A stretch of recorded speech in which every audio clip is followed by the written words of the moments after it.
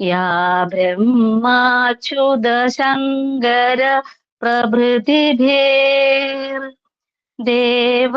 सदा वन्दिता सा मां पातु सरस्वती भगवती निःशेषजाड्यापहा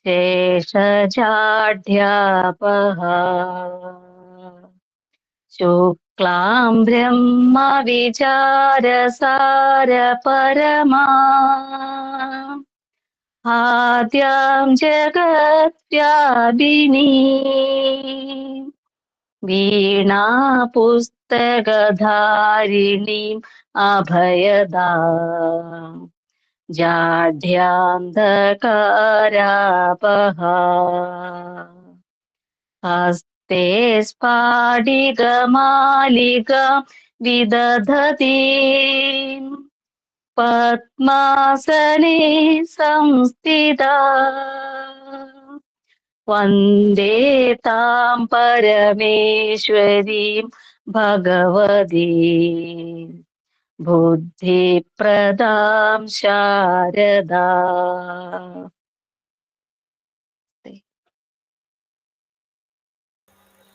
നമസ്തേ. എല്ലാ പ്രബോധ കുടുംബാംഗങ്ങൾക്കും സാദര നമസ്കാരം. ഇന്ന് പ്രബോധയുടെ തുടർ പഠന ക്ലാസ്സുകളുടെ ഭാഗമായിട്ട് നമ്മൾ കഴിഞ്ഞ 2 ആഴ്ചകൾക്ക് മുമ്പ്, കഴിഞ്ഞ മാസത്തിൽ ശ്രീ OS സതീഷ് ചേട്ടൻ്റെ വളരെ മനോഹരമായ ഒരു ക്ലാസ് നമ്മൾ കേട്ടതാണ്. രാമായണത്തെ അടിസ്ഥാനമാക്കിയുള്ള ചില ചിന്തകളായിരുന്നു സ്നേഹപൂർവം മാതാപിതാക്കൾക്ക് എന്ന പരമ്പരയിൽ അവതരിപ്പിച്ചത്. എന്നാണ് സ്നേഹപൂർവം മാതാപിതാക്കൾക്ക് എന്നതിലൂടെ രാമായണത്തിൽ നിന്ന് നൽകുന്ന സന്ദേശം എന്നതിനെ വിശദീകരിക്കാൻ ശ്രമിക്കുകയാണ് സതീഷ്. കഴിഞ്ഞ ആഴ്ചയിൽ നമ്മളോട് പറഞ്ഞു, രാമൻ എന്ന വ്യക്തി അദ്ദേഹത്തെ ജനിക്കുന്ന സമയത്തുള്ള രാമനല്ല, രാമനെ സൃഷ്ടിച്ചെടുത്തതാണ്. എന്ന് വെച്ചാൽ ആ കുടുംബ പാരമ്പര്യം നോക്കുമ്പോഴോ അച്ഛനമ്മമാരിൽ നിന്ന് പകർന്നു കിട്ടിയത് നോക്കുമ്പോഴോ ഒക്കെ രാമനിൽ ഒരുപാട് നാം കണ്ട രാമനല്ല, മറ്റൊരു രാമനായിരുന്നു ആയിത്തീരേണ്ടത്. പക്ഷെ രാമനെ രാമനാക്കി മാറ്റിയത് ആ രാമന്റെ കഴിവുകളെ തിരിച്ചറിഞ്ഞ ഒരു മാമുനിയാണ്. വിശ്വാമിത്ര മഹർഷി രാമനെ രാമനാക്കിയത് ഒരു വലിയൊരു കൗൺസിലിങ്ങിന്റെ ഉദാഹരണമാണ്. കഴിഞ്ഞ ആഴ്ചയിൽ സതീശേട്ടൻ പറഞ്ഞു വെച്ചതാണ്. ഇന്ന് അതിനെക്കുറിച്ച് വിശദമായി പറയുക എന്നുള്ളതാണ് ഉദ്ദേശിക്കുന്നത്. നമുക്കറിയാം, നമ്മൾ കൗൺസിലിംഗ് ചെയ്യുന്ന സമയത്ത് ഒരാളുടെ മനസ്സിന്റെ ചിന്തകളെ മാറ്റിയെടുത്തുകൊണ്ട് അയാളെ സദ്ഗതിയിൽ നടത്തുന്നതിന് വേണ്ടിയുള്ള ഒരു ശ്രമമാണല്ലോ നമ്മുടെ കൗൺസിലിംഗ്. ഏതാണ്ട് 10 സ്റ്റെപ്പുകളും 13 സ്റ്റെപ്പുകളും ഒക്കെ ഉപയോഗിച്ചുകൊണ്ടാണ് നമ്മൾ കൗൺസിലിംഗ് നടത്താറുള്ളത്. പല ആളുകളും പല രീതിയിൽ ചെയ്യുന്നുണ്ട്. 10 സ്റ്റെപ്പുകൾ കൊണ്ടാണ് പലരും നമ്മൾ പഠിച്ചിട്ടുള്ളത്. പരിചയപ്പെടുന്നത് മുതൽ അവരുടെ പ്രശ്നങ്ങൾ പരിഹരിച്ചുകൊണ്ട് അവരെ ഫോളോ ചെയ്യുന്നത് വരെയുള്ള ഘട്ടങ്ങളെ പല ഘട്ടങ്ങളായി തിരിച്ചുകൊണ്ടാണ് ഒരു വ്യക്തിയിൽ പൂർണ്ണമായും കൗൺസിലിംഗ് എന്ന് പറയുന്ന ആ ഒരു രീതി നടപ്പിലാക്കപ്പെടുന്നത്. ഭഗവാൻ ശ്രീകൃഷ്ണൻ ഭഗവത്ഗീതയിൽ ചെയ്തത് എന്താണ്? ഭഗവത്ഗീത ഉപദേശത്തിലൂടെ ചെയ്തത് എന്താണ്? തന്റെ ബന്ധുക്കളെയും കുടുംബാംഗങ്ങളെയും കണ്ട് തളർന്നിരുന്നു പോയ അർജുനനെ, അതിനു മുമ്പിൽ തളർന്നു പോയ അമ്പും വില്ലും താഴെ വെച്ച് തളർന്നിരുന്നു പോയ അർജുനനെ, ആ അർജുനന്റെ പ്രശ്നങ്ങളെ മുഴുവൻ കേട്ട് ചിന്തകളെ മാറ്റി മാറ്റി മാറ്റി ആ ചോദ്യങ്ങൾക്ക് മുഴുവൻ ഉത്തരങ്ങൾ നൽകി അവസാനം നല്ലൊരു യോദ്ധാവാക്കി ഉയർത്തി തന്റെ ധർമ്മം സ്ഥാപിക്കുന്നതിന് വേണ്ടി അവതരിപ്പിക്കുകയാണ് ശ്രീകൃഷ്ണൻ ഭഗവത്ഗീതയിലൂടെ ചെയ്തതെങ്കിൽ, രാമായണത്തിലെ രാമൻ എന്ന് പറയുന്ന വ്യക്തിയിൽ നിന്ന് ശ്രീരാമനാക്കി മാറ്റിയത് വിശ്വാമിത്ര മഹർഷിയുടെ കേവലം 10-14 ദിവസത്തെ അദ്ദേഹത്തിന്റെ, എനിക്ക് തോന്നുന്നു 7 ദിവസത്തെയാണ് പ്രധാനമായിട്ടുള്ളതെന്ന് തോന്നുന്നു, ആ ഒരു കൂടെയുള്ള പ്രവർത്തനം കൊണ്ടും അല്ലെങ്കിൽ കൂടെ വിശ്വാമിത്ര മഹർഷി ശ്രീരാമനോട് ചേർന്നുകൊണ്ട് നിന്നുള്ള ഒരു വലിയ യജ്ഞത്തിന്റെ ഭാഗമാണ്. ഇവിടെ വലിയൊരു കൗൺസിലറായിട്ട് മാറുകയാണ് വിശ്വാമിത്രൻ. നമ്മളെല്ലാവരും തന്നെ കൗൺസിലർ ആണ് എന്നറിയാം, എല്ലാവരും കൗൺസിലർമാരാണ്. അപ്പൊ വിശ്വാമിത്രനെ കണ്ടു പഠിക്കേണ്ട ചില കാര്യങ്ങളും, വിശ്വാമിത്രൻ എപ്രകാരമാണ് ദശരഥപുത്രനായ രാമനെ ശ്രീരാമചന്ദ്രനാക്കി മാറ്റിയത് എന്നും നമ്മൾ പഠിക്കേണ്ടിയിരിക്കുന്നു. അപ്പൊ കഴിഞ്ഞ ക്ലാസ്സിന്റെ തുടർച്ചയാണ് ഈ ക്ലാസ്. കഴിഞ്ഞ ക്ലാസ്സിലൂടെ ഒരുപാട് കാര്യങ്ങൾ ശ്രീരാമനിൽ വന്നിരിക്കാൻ സാധ്യതയുള്ള കുറെ കാര്യങ്ങൾ സതീഷ് അവതരിപ്പിക്കുകയുണ്ടായി. അതിന്റെ തുടർച്ചയായി നമുക്ക് കേൾക്കാം എങ്ങനെയാണ് ശ്രീരാമനിൽ ആ ശ്രീരാമനെ എങ്ങനെ വാത്മീകി സൃഷ്ടിച്ചെടുത്തു, അവിടെ നടത്തിയ വലിയൊരു കൗൺസിലിംഗ് എന്താണ്, അദ്ദേഹം കാട്ടിക്കൊടുത്തത് എന്താണ്, പറഞ്ഞു കൊടുത്തതെന്താണ്, ചോദ്യങ്ങൾക്ക് ഉത്തരങ്ങളായി നൽകിയത് എന്താണ്, ഇത്തരം കാര്യങ്ങളൊക്കെ ഇന്ന് സതീശൻ വിശദീകരിക്കും എന്ന് പ്രതീക്ഷിക്കുന്നു. എന്തായാലും വളരെ സ്നേഹത്തോടെയും സന്തോഷത്തോടെയും എല്ലാവരെയും, എല്ലാ പ്രബോധകരെയും ഈ ഒരു ക്ലാസ്സിലേക്ക് സ്വാഗതം ചെയ്യുകയാണ്. ദയവായി ഒരു കാര്യം കൂടി പറയുന്നു. ഞാൻ തുടക്കത്തിലേ പറഞ്ഞു, ഇതിൽ കയറിയിരിക്കുന്ന എല്ലാവരും തന്നെ നമ്മളോട് സംസാരിക്കാൻ വന്നിരിക്കുന്ന വ്യക്തിയോട് കാണിക്കുന്ന ഏറ്റവും വലിയൊരു സ്നേഹവും ആദരവുമാണ് അവരുടെ മുമ്പിൽ നിന്നും നമ്മുടെ മുഖം കാണിക്കുക എന്നുള്ളത്. ഒളിഞ്ഞിരുന്ന് നമുക്ക് എന്തും കേൾക്കാം, എന്തും പറയാം, പക്ഷെ അതല്ലല്ലോ. ആ വ്യക്തിയോട് കാണിക്കുന്ന ഒരു ആദരവാണ് നമ്മളുടെ മുഖം സ്ക്രീനിൽ കാണുക എന്നുള്ളത്. കാരണം ഒരു കാര്യം നമ്മളോട് പറഞ്ഞു തരുമ്പോൾ അത് നമുക്ക് മനസ്സിലാവുന്നുണ്ടോ, നമ്മൾ കേൾക്കുന്നുണ്ടോ എന്നറിയാനുള്ള ഒരു ധാർമ്മികതയെങ്കിലും അദ്ദേഹത്തിനും വേണ്ടേ. പകരം നമ്മൾ ഒളിഞ്ഞിരുന്ന് കേൾക്കുകയാണെങ്കിൽ ഇതൊരു കേവലം റേഡിയോയിലൂടെയോ അങ്ങനെയുള്ള ഒരു പ്രഭാഷണമാക്കി മാറ്റാം, അല്ലെങ്കിൽ വാട്സപ്പിലൂടെ ഒരു മെസ്സേജ് ആക്കി മാറ്റിയാൽ മതി. അതല്ല, നമ്മളോട് നേരിട്ട് സംവദിക്കുക എന്നതിന് പകരമായി ഈ മീഡിയ നമ്മൾ ഉപയോഗിക്കുന്നു എന്ന് മാത്രമേ ഉള്ളൂ. അതുകൊണ്ട് ദയവായി എല്ലാവരും വീഡിയോ ഓൺ ചെയ്തിരിക്കുക, സതീഷേട്ടന്റെ വാക്കുകളെയും ഭാവങ്ങളെയും മനസ്സിലാക്കുക.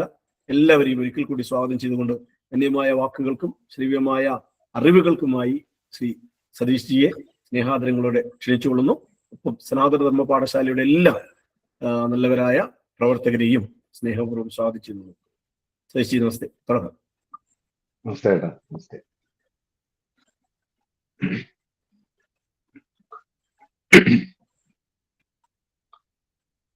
വളരെയധികം സ്നേഹം നിറഞ്ഞ മഹത്തരമായൊരു ആദർശം, ആശയം ഏറ്റെടുത്ത് ഈ സനാതന ധർമ്മത്തെ, സനാതന മൂല്യങ്ങളെ സംരക്ഷിക്കുന്ന ഒരു വലിയ സംഘടനാ പ്രവർത്തനത്തിന്റെ വക്താക്കളും പ്രയോക്താക്കളുമാണ് എന്നെ കേൾക്കുന്നവർ. അങ്ങനെയുള്ള എല്ലാ ബന്ധുജനങ്ങൾക്കും സസ്നേഹമായ നമസ്കാരം. ഒരു 50 മിനിറ്റ് സമയം ഈ വിഷയത്തെ കുറച്ച് വേഗത്തിൽ അവതരിപ്പിക്കാം. പിന്നെ അതിനെ സംബന്ധിച്ച് എന്തെങ്കിലും വിശദീകരണം കൂടുതൽ വേണമെങ്കിൽ നമുക്ക് അങ്ങനെ ചിന്തിക്കാം. ഒന്ന്, എങ്ങനെയാണ് ഒരു രാമൻ സൃഷ്ടിക്കപ്പെടുന്നത്, രാമായണത്തിൽ എന്താണ് പറഞ്ഞിട്ടുള്ളത് എന്നതാണ്. നമ്മുടെയൊക്കെ ആഗ്രഹം ഓരോ കുഞ്ഞുങ്ങളും രാമനാകണം, ഓരോ പെൺകുഞ്ഞുങ്ങളും സീതയാകണം. അങ്ങനെ ആകണം എന്ന് പറഞ്ഞാൽ ആ വേഷം ധരിച്ച കുഞ്ഞുങ്ങളെയെല്ലാം മറിച്ച് ഉള്ളിൻ്റെ ഉള്ളിൽ രാമൻ എന്ന് പറയുന്ന ഒരു ആദർശമൂർത്തി, സീത എന്ന് പറയുന്ന ഒരു ആദർശമൂർത്തി എങ്ങനെയാണ് നമുക്ക് ഉണ്ടാക്കിയെടുക്കാൻ സാധിക്കുക? ഇവിടെ വാൽമീകി തൻ്റെ ഒരു ചരിതം എഴുതുന്നതിനെ കുറിച്ച് ചിന്തിക്കുന്നുണ്ട്. ആ ചിന്ത അദ്ദേഹം ചോദിക്കുന്നത് നാരദ മാമുനിയോടാണ്. നാരദനോട് അദ്ദേഹം ചോദിക്കുന്ന ചോദ്യമാണ് നമ്മൾ മനസ്സിലാക്കേണ്ടത്. സാമ്പ്രതം ലോകെ എന്നാണ് ചോദ്യം. സാമ്പ്രതം ലോകെ എന്ന് വെച്ചാൽ ഇന്ന്, അതായത് ലൈവ് സ്റ്റാറ്റസ് ആണ് അറിയേണ്ടത്, ഇന്നുണ്ടോ എന്നാണ്. അപ്പൊ ഇന്നത്തെ കാലത്ത് ചോദിച്ചാൽ ഇന്നത്തെ സാമ്പ്രതം ലോകെ ഇന്നത്തെയാണ്. അപ്പോൾ ആ കാലത്തെ എല്ലാവർക്കും അനുകരിക്കാൻ പറ്റിയ ഗുണസമ്പന്നനായ, സർവാവയവ സമ്പന്നനായ മൂല്യങ്ങൾ ഒരു സ്വരൂപമായിട്ടുണ്ടെങ്കിൽ അത്തരം ഒരു വ്യക്തി ഉണ്ടോ? ഇതാണ് ചോദ്യം. അതിന് വാൽമീകി ചോദ്യത്തിന് നാരദൻ വ്യക്തമായി ഉത്തരവും പറഞ്ഞു. ആ ഉത്തരം മുഴുവൻ അദ്ദേഹം കേട്ടു. ഇവിടെ നമ്മൾ മനസ്സിലാക്കേണ്ട ഒരു കാര്യമുണ്ട്. ചോദ്യം നരനെ കുറിച്ചാണ്, അല്ലാതെ ഏതോ ദേവലോകത്തുള്ള ഇന്ദ്രനോ ചന്ദ്രനോ വരുണനോ അങ്ങനെയൊന്നുമല്ല ചോദ്യം. മനുഷ്യന് എത്തിപ്പിടിക്കാൻ പറ്റാത്ത ഏതെങ്കിലും ഒരു ദേവസ്വരൂപത്തെ കുറിച്ചല്ല ചോദ്യം, മറിച്ച് ചോദ്യം നരനെ കുറിച്ചാണ്. അപ്പോ വാൽമീകിക്ക് ആവശ്യം എല്ലാവർക്കും അനുകരിക്കാൻ, നരന്മാർ എന്ന് പറയുന്ന മനുഷ്യ സമൂഹത്തിന് അനുകരിക്കാൻ പറ്റിയ വ്യക്തിയാണ് അദ്ദേഹത്തിന് ആവശ്യം. അദ്ദേഹത്തിന് ഏതെങ്കിലും ഒരു വ്യക്തിയുടെ ജീവചരിത്രം എഴുതിയാൽ മതിയായിരുന്നുവെങ്കിൽ സ്വന്തം ജീവചരിത്രം എഴുതാം. കാരണം എല്ലാവരും ആത്മകഥ എഴുതുന്നവരാണ്. അപ്പൊ തന്റെ കേമത്തരവും തന്റെ തപസ്സും തന്റെ ശക്തിയും തന്റെ കരുത്തും തന്റെ ശിഷ്യന്മാരുടെ ആ വലിയ നിരയും തനിക്ക് പലയിടങ്ങളിലുള്ള ആശ്രമങ്ങളെ കുറിച്ചൊക്കെ പറയാം അദ്ദേഹത്തിന്. അപ്പൊ അദ്ദേഹത്തിന് വേണമെങ്കിൽ സ്വന്തം ജീവചരിത്രം എഴുതാമായിരുന്നു. പക്ഷെ അപ്പോൾ ഒരു പ്രശ്നമുണ്ട്. ദേവന്മാരെ കുറിച്ച് എഴുതിയാൽ മനുഷ്യർ പറയും ഞങ്ങൾക്ക് കയ്യെത്താത്ത ദൂരത്താണ് അവർ നിൽക്കുന്നത്, അതുകൊണ്ട് ദേവന്മാർക്ക് അങ്ങനെയൊക്കെ ചെയ്യാം, ഞങ്ങൾ പാവം മനുഷ്യർക്ക് ഇതൊന്നും പറ്റില്ലല്ലോ എന്ന് പറഞ്ഞ് ദേവചരിതം എഴുതിയിരുന്നുവെങ്കിൽ മനുഷ്യൻ ആ പേരും പറഞ്ഞ് രക്ഷപ്പെടും. ഇനി ഒരു സന്യാസി തന്റെ ജീവചരിത്രം എഴുതിയിരുന്നെങ്കിലോ, അപ്പൊ നമ്മൾ പറയും സന്യാസിമാർക്ക് അതൊക്കെ പറ്റും, അവരൊക്കെ വലിയ ആളുകളല്ലേ എന്ന് പറയും. അപ്പൊ പിന്നെ ഇനി ആരെക്കുറിച്ച് എഴുതണം എന്നതാണ്. അപ്പൊ അദ്ദേഹം മനസ്സിലാക്കി നരൻ മാത്രമാണ് മനുഷ്യൻ അനുകരിക്കാൻ പറ്റുകയുള്ളൂ. ശരി, അങ്ങനെ നരനെ കുറിച്ച് എഴുതി. നരനെ കുറിച്ച് എഴുതുമ്പോഴും അവിടെ ഒരു പ്രശ്നമുണ്ട്. അദ്ദേഹം ഒരു ഗൃഹസ്ഥനായിരിക്കണം. ഒരു ബ്രഹ്മചാരിയായി ജീവിച്ച നരനാണെങ്കിൽ ഞങ്ങൾ ഗൃഹസ്ഥന്മാർക്ക് വലിയ കഷ്ടപ്പാടും ദുരിതവും സങ്കടവും വിഷമവും രോഗവും ബാലപീഡകളും ഈ കുട്ടികളെ വളർത്തലൊക്കെ ഉണ്ടല്ലോ. അപ്പൊ ആ ദുഃഖങ്ങളൊക്കെ അനുഭവിക്കുന്ന ഒരാൾ വേണം. അപ്പൊ അദ്ദേഹം ഗൃഹസ്ഥനുമായിരിക്കണം. അതെ. അദ്ദേഹത്തിന് ധർമ്മപത്നി ഉണ്ടാകണം. അതെ. അദ്ദേഹത്തിന് അച്ഛനും അമ്മയും ഒക്കെ ഉണ്ടാകണം. അതെ. അദ്ദേഹം പല പല കർമ്മങ്ങൾ ചെയ്യുന്ന ആളായിരിക്കണം. അതെ. ഇങ്ങനെ നോക്കി നമുക്കാർക്കും രക്ഷപ്പെടാൻ പറ്റാത്ത തരത്തിൽ നമ്മുടെ ജീവിതത്തിൽ നമുക്ക് മാതൃകയായ ഗൃഹസ്ഥനെയാണ് വാൽമീകി നമ്മുടെ മുന്നിൽ അവതരിപ്പിച്ചത്. അതുകൊണ്ട് ഈ ഒന്നാമത്തെ കാര്യത്തിൽ നമ്മളൊരു ധാരണ എത്തണം. വാൽമീകിയുടെ മനസ്സിൽ ഉണ്ടായിരുന്നതും വാൽമീകി ചോദിച്ചതും അതിന് ഉത്തരം കിട്ടിയതും നമ്മുടെ ഉള്ളിലുണ്ടാകണം. 2, എന്തുകൊണ്ടാണ് ആ കാലത്ത് ധാരാളം രാജാക്കന്മാരുണ്ട്, എന്നിട്ടും എന്തുകൊണ്ടാണ് ഇനിയൊരാളുണ്ടോ മര്യാദാ പുരുഷോത്തമൻ, ഇത്രയെത്ര ഗുണങ്ങളുള്ള ആളുകളുണ്ടോ, എന്തിനത്ര ആളുകളെ കുറിച്ച് ചോദിക്കുന്നേ?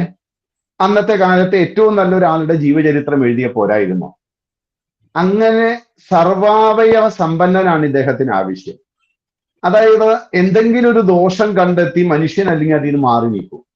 അപ്പൊ എല്ലാ വിധത്തിലും ധർമ്മം സ്വരൂപമായ ജീവിത മൂല്യങ്ങളുള്ള വൈയക്തിക ജീവിത ശുദ്ധിയുള്ള ഗൃഹാന്തരീക്ഷത്തിൽ ആ ഗൃഹത്തിലെ ഒരു കുടുംബനാഥനായി ജീവിക്കുന്ന, പോരെ അദ്ദേഹം ഒരു സമൂഹത്തിലാണ് ജീവിക്കുന്നത്, അതുകൊണ്ടൊരു സാമൂഹ്യ വ്യക്തിത്വമായിട്ടുള്ള, അതുപോലെ അദ്ദേഹം ഒരു രാഷ്ട്രം ഭരിക്കുന്ന ആളാണ്, അതുകൊണ്ട് രാഷ്ട്ര വ്യക്തിത്വമായിട്ടുള്ള, അതും പോരാ അദ്ദേഹം ഒരു വിശ്വമാനവനായിരിക്കണം, സർവർക്കും അംഗീകരിക്കാൻ പറ്റുന്ന ആളായിരിക്കണം, ലങ്കയിലുള്ളവരും അംഗീകരിക്കണം.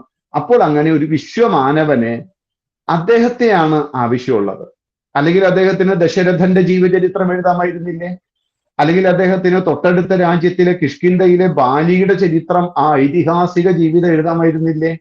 അല്ലെങ്കിൽ അദ്ദേഹത്തിന് സർവശാസ്ത്രങ്ങളും അറിയുന്ന വലിയ സംഗീതജ്ഞനും വലിയ ഭക്തനും വലിയ ശിവഭക്തനും വലിയ കാവ്യങ്ങളൊക്കെ എഴുതിയിട്ടുള്ള രാവണന്റെ ചരിത്രം എഴുതാമായിരുന്നില്ലേ? അല്ലെങ്കിൽ അദ്ദേഹത്തിന്റെ ജ്യേഷ്ഠനായ വൈശ്രവണന്റെ കുബേരന്റെ ചരിത്രം എഴുതാമായിരുന്നില്ലേ? അല്ലെങ്കിൽ അദ്ദേഹത്തിന് ശിവനെ വിഷ്ണുവിനെ ഒക്കെ എഴുതാമായിരുന്നില്ലേ? ഇത്രയും സാധ്യതകൾ ഉണ്ടായിട്ടും എന്തുകൊണ്ടാണ് വാൽമീകി മാമുനി നരനെ കുറിച്ച് അന്വേഷിച്ചതും ആ നരന് തന്റെ മനസ്സിലുള്ള 15 ഗുണങ്ങൾ ഉണ്ടാകണമെന്ന് ശാഠ്യം പിടിച്ചതും ആ ഗുണങ്ങളുള്ള വ്യക്തി ഇന്നുണ്ടോ? ഇതാണ് ചോദ്യം. ഇന്നലെ ഉണ്ടായിരുന്നോ എന്നല്ല ചോദ്യം, നാളെ ഉണ്ടാകുമോ എന്നതല്ല ചോദ്യം, പതിറ്റാണ്ടുകൾക്ക് മുൻപോ പതിറ്റാണ്ടുകൾക്ക് ശേഷമോ ഒന്നും വാൽമീകിക്ക് ആവശ്യമില്ല.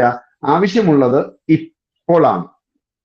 അല്ലെങ്കിലും എന്റെ പ്രശ്നത്തിന് പരിഹാരം എനിക്ക് ഇപ്പൊ കിട്ടണം, നാളെ മാറ്റിത്തരാം എനിക്ക് വേണ്ട. നിങ്ങൾ കഴിഞ്ഞ ആഴ്ച വന്നിരുന്നെങ്കിൽ ഞാൻ ശരിയാക്കി തരുമായിരുന്നു. ഈ വിദ്യയൊന്നും എൻ്റെ അടുത്ത് പറ്റില്ല. എനിക്ക് എന്തെങ്കിലും കിട്ടുകയാണെങ്കിൽ ഇപ്പൊ കിട്ടണം. ഇപ്പോഴാണ് വിശപ്പുള്ളത്, ഇപ്പോഴാണ് വിശപ്പ് മാറേണ്ടത്. അതുകൊണ്ട് ഈ രണ്ടാമത്തെ വാൽമീകിയുടെ ഈ ഭാവനയും നമ്മൾ മനസ്സിലാക്കണം. ലോകത്ത് ധാരാളം പേരുണ്ടായിരുന്നിട്ടും എന്തുകൊണ്ട് മറ്റൊരാളെ തേടി? മൂന്നാമത്തെ കാര്യം കൂടി നമ്മുടെ മനസ്സിൽ വേണം. അത് ഈ ദശരഥനെ കുറിച്ച് എഴുതാമായിരുന്നല്ലോ. ശരിക്കും ഇക്ഷ്വാകു വംശം വളരെ പ്രബലമാണ്, സൂര്യവംശം വളരെ നന്മയുള്ളവരാണ്, നല്ല രാജാക്കന്മാരാണ്, അവരുടെ രാജ്യഭരണം തന്നെ വളരെ കേമമാണ്. എന്നിട്ടും എന്തുകൊണ്ട് എഴുതിയില്ല? കാരണം ദശരഥന് നല്ല രാജാവാണ്, നല്ലൊക്കെയാണെങ്കിലും ദശരഥന് ഈ ഇന്ദ്രിയ നിഗ്രഹം ചെയ്യുക എന്നുള്ള രാജാവിന് വേണ്ട പ്രാഥമികമായ ആ ഗുണമില്ല. രാജാവിനെന്നല്ല, ഒരു അച്ഛന് വേണ്ട, അമ്മയ്ക്ക് വേണ്ട, സമൂഹത്തിൽ ഒരു ഉന്നത നിലവാരത്തിൽ ജീവിക്കുന്ന എല്ലാവർക്കും വേണ്ട, പ്രത്യേകിച്ച് നമ്മളൊക്കെ ഒന്നിലധികം ആളുകളെ കൈകാര്യം ചെയ്യുന്നവരാണെങ്കിൽ എനിക്കും നിങ്ങൾക്കും നമുക്കും വേണ്ട വലിയൊരു ഗുണമാണ് ഇന്ദ്രിയ നിഗ്രഹം എന്നുള്ളത്. ഈ ഇന്ദ്രിയ നിഗ്രഹം ആയിരിക്കണം, അങ്ങനെയുള്ള വ്യക്തിത്വം അവിടെ ഉണ്ടാകണം. മോഹനേട്ടൻ അതൊന്ന് മ്യൂട്ട് ചെയ്ത് എക്കോ ശരി. അങ്ങനെയുള്ള ഒരു വ്യക്തി ആയിരിക്കണം നമുക്ക് ഉണ്ടാകേണ്ടത്. അതുകൊണ്ട് അച്ഛന്റെ ചരിത്രം എഴുതിയതുകൊണ്ട് അതിനെ ആരും അങ്ങനെ അംഗീകരിക്കാൻ പോകുന്നില്ല. ദശരഥനെ കുറിച്ച് നമുക്കറിയാം. ദശരഥന് 3 ധർമ്മപത്നിമാരും മാത്രമല്ല 300 അന്തഃപുര സ്ത്രീകളൊക്കെ ഉണ്ട്. അപ്പൊ അദ്ദേഹം ആ ഇന്ദ്രിയ നിഗ്രഹത്തിന്റെ കാര്യത്തിൽ അത്ര നല്ല ആളൊന്നും അല്ല. വയസ്സ് 80 ആണെങ്കിലും കുറച്ചൊരു ഇന്ദ്രിയങ്ങളെ നിഗ്രഹിക്കാൻ പറ്റാത്ത ഒരു വൃദ്ധ കാമുകനായി വാൽമീകി അവതരിപ്പിക്കുന്നുമുണ്ട്. അപ്പൊ അതുകൊണ്ട് ആ നിലയിൽ മാതൃകയാക്കാൻ പറ്റില്ല. ഇനി ബാലിയുടെ ചരിത്രം എഴുതാമായിരുന്നില്ലേ? ബാലി ഈ പറഞ്ഞ പോലെയാണ്. ലോകത്ത് സുന്ദരികളായ സ്ത്രീകൾ ഉണ്ടെങ്കിൽ അദ്ദേഹം തട്ടിക്കൊണ്ടു പോരുന്നതിൽ അത്ര കുറവൊന്നും കാണിക്കാറില്ല. അതുകൊണ്ടാണ് അന്തഃപുരത്തിൽ 100 കണക്കിന് സ്ത്രീകൾ ഉണ്ടായിട്ടും മറ്റൊരു സ്ത്രീയുടെ പേരിൽ മായാവി എന്ന് പറയുന്ന ഒരുവനുമായിട്ട് യുദ്ധം നടത്തിയത്. അതൊരു പെൺവിഷയമായിരുന്നു എന്ന് സുഗ്രീവൻ പറയുമ്പോഴാണ് നമ്മൾ മനസ്സിലാക്കണത്. മായാവിയും ബാലിയും തമ്മിൽ ഒരു സ്ത്രീ വിഷയത്തിലാണ് തെറ്റിപ്പോയത്. ആ സ്ത്രീ വിഷയത്തിന്റെ പേരിൽ മായാവി ബാലിയോട് യുദ്ധം ചെയ്യാൻ വേണ്ടിയിട്ട് 1 കൊല്ലം പോയി യുദ്ധം ചെയ്യാൻ പോയി. എന്തിന്റെ പേരില്? ഏത് നാടിന്റെ വികസനത്തിന് വേണ്ടി? ഏത് ജനങ്ങളുടെ സുരക്ഷയ്ക്ക് വേണ്ടി? രാജ്യം ഭരിക്കുന്ന രാജാവ് മറ്റൊരു അതുപോലത്തെ സ്ത്രീലമ്പടനായ ഒരുവനുമായിട്ട് വെറുതെ തല്ലുകൂടാൻ പോവുക. ആ 1 കൊല്ലം രാജ്യം ഭരിക്കാൻ ആളില്ല. അപ്പോൾ ഈ ബാലിയുടെ ജീവചരിത്രമൊക്കെ എഴുതി ജനങ്ങളെ പഠിപ്പിക്കാൻ നോക്കിയാൽ കഷ്ടമേ പറയാനുള്ളൂ. പിന്നെ 3ാമത്തെ ആൾ അന്നത്തെ കേമൻ രാവണനാണ്. രാവണന്റെ ചരിത്രം എഴുതിയാൽ ഒരു നാടേ നശിച്ചു പോകും.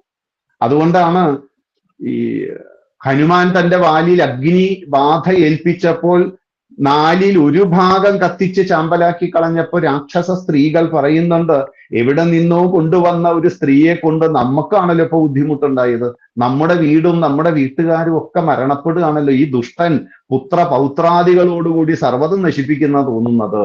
അപ്പൊ ഇവന്റെയൊക്കെ ജീവചരിത്രമാണ് എഴുതുന്നതെങ്കിൽ ലോകത്തിന്റെ സ്ഥിതി എന്താ? അതുകൊണ്ട് ഇവരാരും മാതൃകയല്ല. രാവണൻ ഇന്ദ്രിയ നിഗ്രഹം ചെയ്യാത്ത വ്യക്തിത്വങ്ങളിൽ ഏറ്റവും ഉച്ചസ്ഥായിയിലെത്തി. രാവണന്റെ ഒരു ചെറിയ അനിയനായിട്ട് വരും ബാലി. എന്നാൽ അത്രയൊന്നും ഇല്ലെങ്കിലും ഒരു ചെറിയ പ്രശ്നമുണ്ട് ദശരഥനും. ആ പ്രശ്നം ഉള്ളത് കൊണ്ടാണല്ലോ ഇനി ഞാൻ പറയുന്നതൊന്ന് ശ്രദ്ധിച്ചു കേൾക്കൂ. ദശരഥന് 3ാമത്തെ വിവാഹം കഴിക്കേണ്ട ഒരു സ്ഥിതി വന്നു. കുട്ടികളില്ല, അതാണ് പ്രധാന കാരണം. മാത്രമല്ല കൈകേയി അതീവ നൈപുണ്യമുള്ള ഒരു പെൺകുട്ടിയാണ്.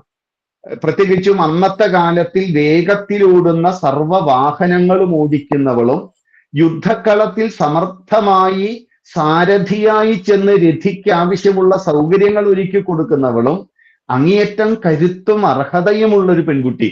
ആരപ്പ പെൺകുട്ടിയെ വേണ്ടാന്ന് വെക്കുക? അപ്പൊ കുഞ്ഞുങ്ങളില്ല എന്ന പേരിലാണെങ്കിലും ആ സൗന്ദര്യധാമത്തെ, ആ സുകുമാരാംഗിയെ, ആ മനോഹര ഗാത്രമുള്ള ആ മനോഹരാംഗിയെ ദശരഥനും വിട്ടുകളയാൻ തോന്നിയില്ല. കാരണം അദ്ദേഹത്തിന്റെ ഉള്ളിൽ ആ ഒരു ചെറിയ പ്രശ്നമുണ്ട്. വലിയ സൗന്ദര്യാരാധകനും കൂടിയിട്ടാ പുള്ളി. അപ്പൊ പുള്ളി വിവാഹം കഴിക്കണം എന്ന് പറഞ്ഞു. വിവാഹം കഴിക്കണം എന്ന് പറഞ്ഞപ്പോഴാണ് കൈകേയിയുടെ അച്ഛനായ കേകേയൻ ഒരു ഉപാധി വെച്ചത്. കേകേയൻ പറഞ്ഞു, രാജാവ് എനിക്ക് കുഴപ്പമൊന്നുമില്ല, അങ്ങ് കേമനാണ്, അങ്ങയെപ്പോലെ അതും ഈ ഒരു വംശത്തിൽ എൻ്റെ മകൾ വരുന്നതും എനിക്കിഷ്ടമാണ്, അങ്ങയെപ്പോലെ ഒരു കേമന് തരുന്നത് എനിക്കിഷ്ടമാണ്. പിന്നെ ആകെയുള്ള ചില പ്രശ്നം എന്താ വെച്ചാൽ ഒരു 10, 25, 30 വയസ്സിന്റെ ഒക്കെ ഏജ് ഡിഫറൻസ് ഉണ്ട്. അപ്പൊ മകളുടെ പ്രായമുള്ള ഒരാളല്ലേ, അപ്പൊ പിന്നെ അതും പ്രശ്നമാണ്. എന്നാലും കുഴപ്പമില്ല, പുളിങ്കൊമ്പാണല്ലോ, അതുകൊണ്ട് പിടിച്ചേക്കാം എന്ന് വിചാരിച്ചു. പക്ഷെ അദ്ദേഹം ഒരു ഉപാധി വെച്ചു. എൻ്റെ മകളെ മറ്റൊരു രാജ്യത്തിലേക്ക് ഞാൻ വിവാഹം കഴിച്ച് അയച്ചു കൊടുത്താൽ എൻ്റെ മകൾക്കുണ്ടാകുന്ന മകൻ ആ രാജ്യത്തിലെ രാജാവാകും. അത് ഏത് രാജ്യത്തിലേക്ക് എൻ്റെ മകളെ അയച്ചാലും. പക്ഷെ മഹാരാജാവെ ഇപ്പൊ ഒരു പ്രശ്നം എന്താണെന്ന് വെച്ചാൽ നിങ്ങൾ 2 വിവാഹം കഴിച്ചിട്ടുണ്ട്. നിങ്ങൾക്ക് കൗസല്യയും സുമിത്രയും ഭാര്യമാരായിട്ടുണ്ട്. ഇത് മനസ്സിലാക്കണം, സുമിത്രയും ഭാര്യമാരായിട്ടുണ്ട്. അപ്പൊ എന്നിട്ടും ഞാൻ എൻ്റെ മകളെ വിവാഹം കഴിച്ചു തന്നാൽ നിങ്ങൾക്കുണ്ടാകുന്ന പുത്രൻ എങ്ങനെ രാജാവാകും? അതുകൊണ്ട് ഞാൻ വിവാഹം കഴിച്ചു തരാം, എനിക്ക് ഒറ്റ കാര്യം ആവശ്യമുള്ളൂ, എന്റെ മകൾക്കുണ്ടാകുന്ന മകനെ അയോധ്യയുടെ രാജാവാക്കണം. നോക്കണേ, പാരമ്പര്യത്തിൽ അഖണ്ഡകാലമത്രയും മൂത്ത രാജ്ഞി ആരാണോ ജ്യേഷ്ഠപുത്രനെ രാജാവാക്കണമെന്നുള്ള നിയമം, അക്കാലം വരെയുള്ള പാരമ്പര്യം, അതുവരെയുള്ള മുഴുവൻ സൂര്യവംശത്തിന്റെ സംവിധാനത്തെയും കേവലം തന്റെ ഇന്ദ്രിയ സുഖങ്ങൾക്ക് വേണ്ടി കാമലംബടനായിട്ടുള്ള ഒരു രാജാവ് കാമത്തിന് വേണ്ടി രാജ്യത്തെ തീറെഴുതി എന്ന് പറഞ്ഞാൽ, നിലവിലുള്ള വ്യവസ്ഥ മുഴുവൻ അദ്ദേഹം തകർത്തു കളഞ്ഞു എന്ന് പറഞ്ഞാൽ നമുക്ക് മനസ്സിലാക്കാം, ദശരഥനെ മാതൃകയാക്കി സമൂഹം സ്വീകരിച്ചാൽ പ്രശ്നമുണ്ടാവും. ഞാൻ ഈ പറയുന്നതൊക്കെ മനസ്സിലാവുണ്ടെന്ന് വിചാരിക്കുന്നു. അപ്പൊ നോക്കൂ, ആരെ മാതൃക? ഇപ്പോഴാണ് ഒരു കവിയാവട്ടെ, ഇപ്പോ നമ്മളെ പോലെ ഏതെങ്കിലും ഒരു സാമാജിക പ്രവർത്തനം ചെയ്യുന്ന നമ്മളാകട്ടെ, നമുക്കൊക്കെ ഇന്ന് ഈ സമൂഹത്തിന്റെ ഇന്നത്തെ സ്ഥിതി കാണുമ്പോൾ വലിയ വിഷമമുണ്ട്. ഇതെന്താ ഇങ്ങനെ ഇന്നത്തെ തലമുറ, ഇനി വരാൻ പോകുന്ന തലമുറ? ഈ ഇപ്പൊ കഴിഞ്ഞ ദിവസങ്ങളിൽ നമ്മൾ കേട്ട വലിയ ചെറിയ പ്രായമുള്ള പെൺകുട്ടികളൊക്കെ ഈ ലഹരിയുടെ വാഹകന്മാരായി, ആ പെൺകുട്ടിയുടെ അക്കൗണ്ടിലേക്ക് പൈസ വീഴുമ്പോൾ അവരുടെ വീട്ടിലേക്ക് ലഹരികൾ വന്നു ചേരുന്നു. ഈ രാസലഹരികളുടെ ഒരു വല്ലാത്ത പിടുത്തം, കുഞ്ഞുങ്ങളെ പുറത്തു വിടാൻ സാധിക്കുന്നില്ല. ഇനി വിവാഹം കഴിച്ചു കൊടുത്താൽ പോലും അവരുടെ അവസ്ഥ എന്താ? സ്ത്രീധനത്തിന്റെ പേരിൽ, സ്ഥാനമാനങ്ങളുടെ പേരിൽ ഒക്കെ പ്രശ്നങ്ങളാണ്. കേരളത്തില് 40% ഡിവോഴ്സ് വരുന്നു. ഇതെന്താ ഇങ്ങനെ? അപ്പൊ സ്വാഭാവികമായും സമൂഹത്തെ പറ്റി ചിന്തിക്കുന്ന നമ്മളെ പോലെയുള്ള സാധാരണക്കാരന്റെ ഉള്ളിൽ പോലും ഈ സാമൂഹ്യ പ്രശ്നങ്ങളിൽ വിഷമമുണ്ട്. പക്ഷെ പരിഹാരം കണ്ടെത്താൻ പറ്റുന്നില്ല. പക്ഷെ പരിഹാരത്തിന് നമ്മളാൽ സാധിക്കുന്ന, നേരത്തെ പറഞ്ഞ ഈ കൗൺസിലിംഗ് എന്ന് പറഞ്ഞാൽ പരഹൃദയ ജ്ഞാനത്തെ മനസ്സിലാക്കാനുള്ള വിശാല ഹൃദയമുള്ളവരായി നമ്മൾ മാറിയപ്പോൾ നമുക്ക് ചിലതെങ്കിലും ഒക്കെ ചെയ്യാൻ പറ്റുന്നു. ഒരു കുടുംബം, ഒരു വ്യക്തി, ഇങ്ങനെയൊക്കെയും നമ്മുടെ കുടുംബത്തെയും നമ്മുടെ വ്യക്തി ജീവിതത്തെയും ഒക്കെ പരിപോഷിപ്പിക്കാൻ നമുക്ക് സാധിക്കുന്നുണ്ട്. പക്ഷേ നമ്മൾ ഒന്നുകൂടി മനസ്സിലാക്കേണ്ട ഒരു കാര്യമുണ്ട്. അങ്ങനെ പരവ്യക്തിത്വങ്ങളെ ഒക്കെ മനസ്സിലാക്കി വേണമല്ലോ മുന്നോട്ട് പോവാൻ. അങ്ങനെ മുന്നോട്ട് പോകുമ്പോൾ വാൽമീകി മഹർഷി എന്ന് പറയുന്നതും സമൂഹത്തിൽ പ്രവർത്തിക്കുന്ന ഒരു സാമാജിക പ്രവർത്തകനാണ്. പക്ഷെ അദ്ദേഹത്തിന് കവിത്വം ജന്മസിദ്ധമായിട്ടുണ്ട്. അത് മനസ്സിലാക്കൂ. കവിയുടെ ലക്ഷണം എന്താ? കവി എപ്പോഴും സമൂഹത്തെ കുറിച്ച് ചിന്തിച്ച് വിഷമിക്കും. ഇതെന്തൊക്കെയായി കാണുന്നത്? നമ്മളും വിഷമിക്കുന്നുണ്ട്. ഒരു സാമാജിക പ്രവർത്തകനും ഈ ഒരു വിഷമം ഉണ്ടാവും. നല്ല കുടുംബിനിയായ ഒരു അമ്മയ്ക്ക് തന്റെ മക്കളെ കുറിച്ച് ഓർത്ത്, ഈ സമൂഹത്തിലേക്കാണല്ലോ എന്റെ മക്കളെ ഇനി +2 കഴിഞ്ഞാൽ പറഞ്ഞു വിടേണ്ടത്, ആ ഒരു വിഷമമുണ്ട്. അതിലൊക്കെ പെട്ടുപോവോ ഇല്ലേ? നമുക്കും ഇന്ന് സുരക്ഷിതത്വം ഇല്ല. അങ്ങനെ ആകെ കൂടി പ്രശ്നം വാൽമീകിയുടെ മനസ്സിലും ഉണ്ട്. അതുകൊണ്ട് ഒരു കവിക്ക് എപ്പോഴും സമൂഹത്തിൽ നിന്ന് മാത്രമേ എഴുതാൻ പറ്റൂ. ഇനി പറയുന്നത് ശ്രദ്ധിച്ച് കേൾക്കണം. നമുക്ക് ഓരോരുത്തർക്കും ഇന്നത്തെ സമൂഹത്തിന്റെ നിൽപ്പുതറയിൽ നിന്ന് മാത്രമേ നമ്മുടെ ആശയങ്ങൾ പറയാൻ പറ്റൂ. അതുകൊണ്ട് സമൂഹമാണ്, സമാജമാണ് നമ്മുടെ എല്ലാ പ്രവർത്തനത്തിനും അടിസ്ഥാനം. ആ സമാജം ശക്തമായിരിക്കണം. അതുകൊണ്ട് വാൽമീകി ചവിട്ടി നിന്ന മണ്ണിൽ നിന്ന് ആ കവിയുടെ മനസ്സിൽ വിഷമം, ഇനി ഒരു നല്ല മാതൃകയില്ലെങ്കിൽ സമൂഹം നശിച്ചു പോകും. അപ്പൊ ആരായിരിക്കണം മാതൃക? ആ മാതൃകയാണ് അദ്ദേഹത്തിന് രാമൻ എന്നുള്ള പേര് കിട്ടിയത്. ഈ രാമൻ എന്നുള്ള പേര് കിട്ടിയപ്പോ അദ്ദേഹം രാമനെ പരിചയപ്പെടുമ്പോൾ രാമൻ രാവണനെ വധിച്ച് സീതാസമേതനായി രാജ്യം ഭരിക്കുകയാണ്. അതുകൂടി മനസ്സിലാക്കണേ. ഇപ്പോ സത്യം പറഞ്ഞ ഈ നാരദൻ കഥ പറഞ്ഞു തുടങ്ങണത് തൊട്ടപ്പുറത്ത് അയോധ്യ രാജ്യത്ത് രാവണ നിഗ്രഹം കഴിഞ്ഞ് ആ ദശരഥന്റെ പുത്രനായിട്ടുള്ള ദാശരഥി രാമൻ അയോധ്യാധിപതിയായി രാജ്യം ഭരിക്കുകയാണ്. മനസ്സിലാക്കൂ. അപ്പോ ഇന്നലെ വരെയുള്ളതൊക്കെ പിന്നെ പറഞ്ഞു കൊടുത്തു. അപ്പൊ ഞാൻ ഈ ഒരു കാര്യം പറയട്ടെ. യുദ്ധകാന്ഡം അവസാനിക്കുമ്പോൾ നമ്മൾ പറയുന്നു മംഗളം പാടിയിട്ടാണ് രാമായണം അവസാനിക്കുന്നത് എന്ന്. ശരിയാണല്ലോ. അവിടെ മംഗളം പാടിയത് നാരദനാണ്. കാരണം നാരദൻ യുദ്ധകാന്ഡം വരെ മാത്രമേ പറഞ്ഞിട്ടുള്ളൂ. ഇത് ക്ലിയർ ആക്കണേ, ഇതൊന്ന് മനസ്സിൽ വെക്കണം. നാരദൻ പറഞ്ഞത് യുദ്ധകാന്ഡം വരെ മാത്രമാണ്. കാരണം ലൈവ് സ്റ്റാറ്റസ് അന്ന് വരെ, ആ സെക്കൻഡ് വരെയുള്ള കാര്യങ്ങൾ കഴിഞ്ഞു. എന്നാൽ പിന്നീട് 12 വർഷം കൊണ്ട് വാൽമീകി മഹർഷി കേട്ട കഥയെ മനോഹരമായി 6 കാണ്ഡങ്ങളിൽ എഴുതുകയും നാരദൻ പറഞ്ഞ ആ മംഗളമൊക്കെ ഉണ്ടല്ലോ, ആ മംഗളമൊക്കെ പാടി. പക്ഷെ എന്നിട്ട് അദ്ദേഹം ഈ 12 വർഷം കൊണ്ട് രാമജീവിതം കണ്ടു മനസ്സിലാക്കി. ഏതാണ്ട് ശ്രീരാമചന്ദ്രന് ഒരു 49-50 വയസ്സ് വരെയുള്ള രാമന്റെ ജീവിതം ഏതാണ്ട് അദ്ദേഹം മനസ്സിലാക്കി. രാമന്റെ ദേഹത്യാഗം വരെ ആ ക്രാന്തദർശിയുടെ മനസ്സിൽ അങ്ങ് തെളിഞ്ഞു വന്നു. അതാണ് തപസ്സിന്റെ മഹിമ. തപസ്സുകൊണ്ട് ഒരു വ്യക്തിയുടെ ഭാവി ജീവിതത്തെ പോലും എഴുതാൻ പറ്റുന്ന മഹത്തുക്കളിൽ മഹത്തുവായ വ്യക്തിത്വമാണ് വാൽമീകി. അതുകൊണ്ട് വാൽമീകി ഏഴാമത്തെ കാണ്ഡമായി ശ്രീരാമചന്ദ്രന്റെ ഭാവി ജീവിതത്തെ, അത് വാൽമീകിയുടെ പൂർണ്ണ സംഭാവനയാണ്. അതുവരെയുള്ളതോ നാരദൻ പറഞ്ഞതാണ്. അതുകൊണ്ടാണ് നമ്മൾ യുദ്ധകാന്ഡം കഴിയുമ്പോൾ മംഗളം കേൾക്കുകയും വീണ്ടും ഒരു ഉത്തരകാന്ഡം വരുമ്പോൾ നമുക്ക് സംശയം, ഈ ഉത്തരകാന്ഡം ഇപ്പൊ ഇതിൽ ചേർക്കാൻ പറ്റുമോ? ചേർക്കാൻ പറ്റും. കാരണം അത് വാൽമീകിയുടെ തപസ്സിൽ നിന്ന് അദ്ദേഹം രാമന്റെ ഭാവി ജീവിതത്തെ കുറിച്ച് കൂടി പറഞ്ഞതാണ്. ഇത്രയും നമ്മുടെ മനസ്സിൽ വേണം. അങ്ങനെ 7 കാണ്ഡങ്ങളുള്ള ചരിതം എഴുതി. അത് എഴുതിയപ്പോ അദ്ദേഹം നാരദനിൽ നിന്ന് കേട്ട രാമനുണ്ട്. ആ രാമനെയാണ് നമ്മൾ മനസ്സിലാക്കേണ്ടത്. ഇവിടെ രാമന് എല്ലാ കുഞ്ഞുങ്ങൾക്കും ഈ കുട്ടിക്കാലം വലിയ കഷ്ടമാണ് ശരിക്കും. നമ്മളെല്ലാവരും പറയുന്നത് ഗൃഹസ്ഥനായാലും കഷ്ടം. കുട്ടികളുടെ അവസ്ഥ ഒന്ന് ആലോചിച്ച് നോക്കൂ. വഴി പോണ എല്ലാവരും ചെവി ഓടിച്ച് തിരിക്കും. മുതിർന്ന ഒരാൾക്ക് ഈ ബുദ്ധിമുട്ടുണ്ടോ? പിന്നെ ചുറ്റുപാട് CCTV ആണ്. നമുക്ക് ഈ പ്രശ്നമുണ്ടോ? എല്ലാവരും കണ്ട ചോദിക്കുക, മാത്സിൽ എത്രയാ, ഫിസിക്സിൽ എത്രയാ, ഇംഗ്ലീഷിൽ എത്രയാ. വീട്ടുകാരാണെങ്കിൽ കുഴപ്പമില്ല, നാട്ടുകാരും ബന്ധുക്കളും ഒക്കെ ചോദിക്കും. എവിടെയെങ്കിലും ഒന്ന് പോവാന്ന് വെച്ച് കഴിഞ്ഞ് കളിക്കാൻ വേണ്ടി ഇറങ്ങുമ്പോൾ അമ്മ ഒരു പണി തരും. ആ കടയിൽ പോ, ഈ കടയിൽ പോ. അപ്പൊ അച്ഛന്റെ വക, മുത്തച്ഛന്റെ വക, മുത്തശ്ശിയുടെ വക, എല്ലാവരുടെയും പണിയെടുക്കണ ഒരു യന്ത്രമാണ് കുഞ്ഞുങ്ങള്. ആകെ കൂടി പ്രശ്നമാണ്. കുട്ടികൾക്ക് എപ്പോഴും പ്രശ്നമാണ്.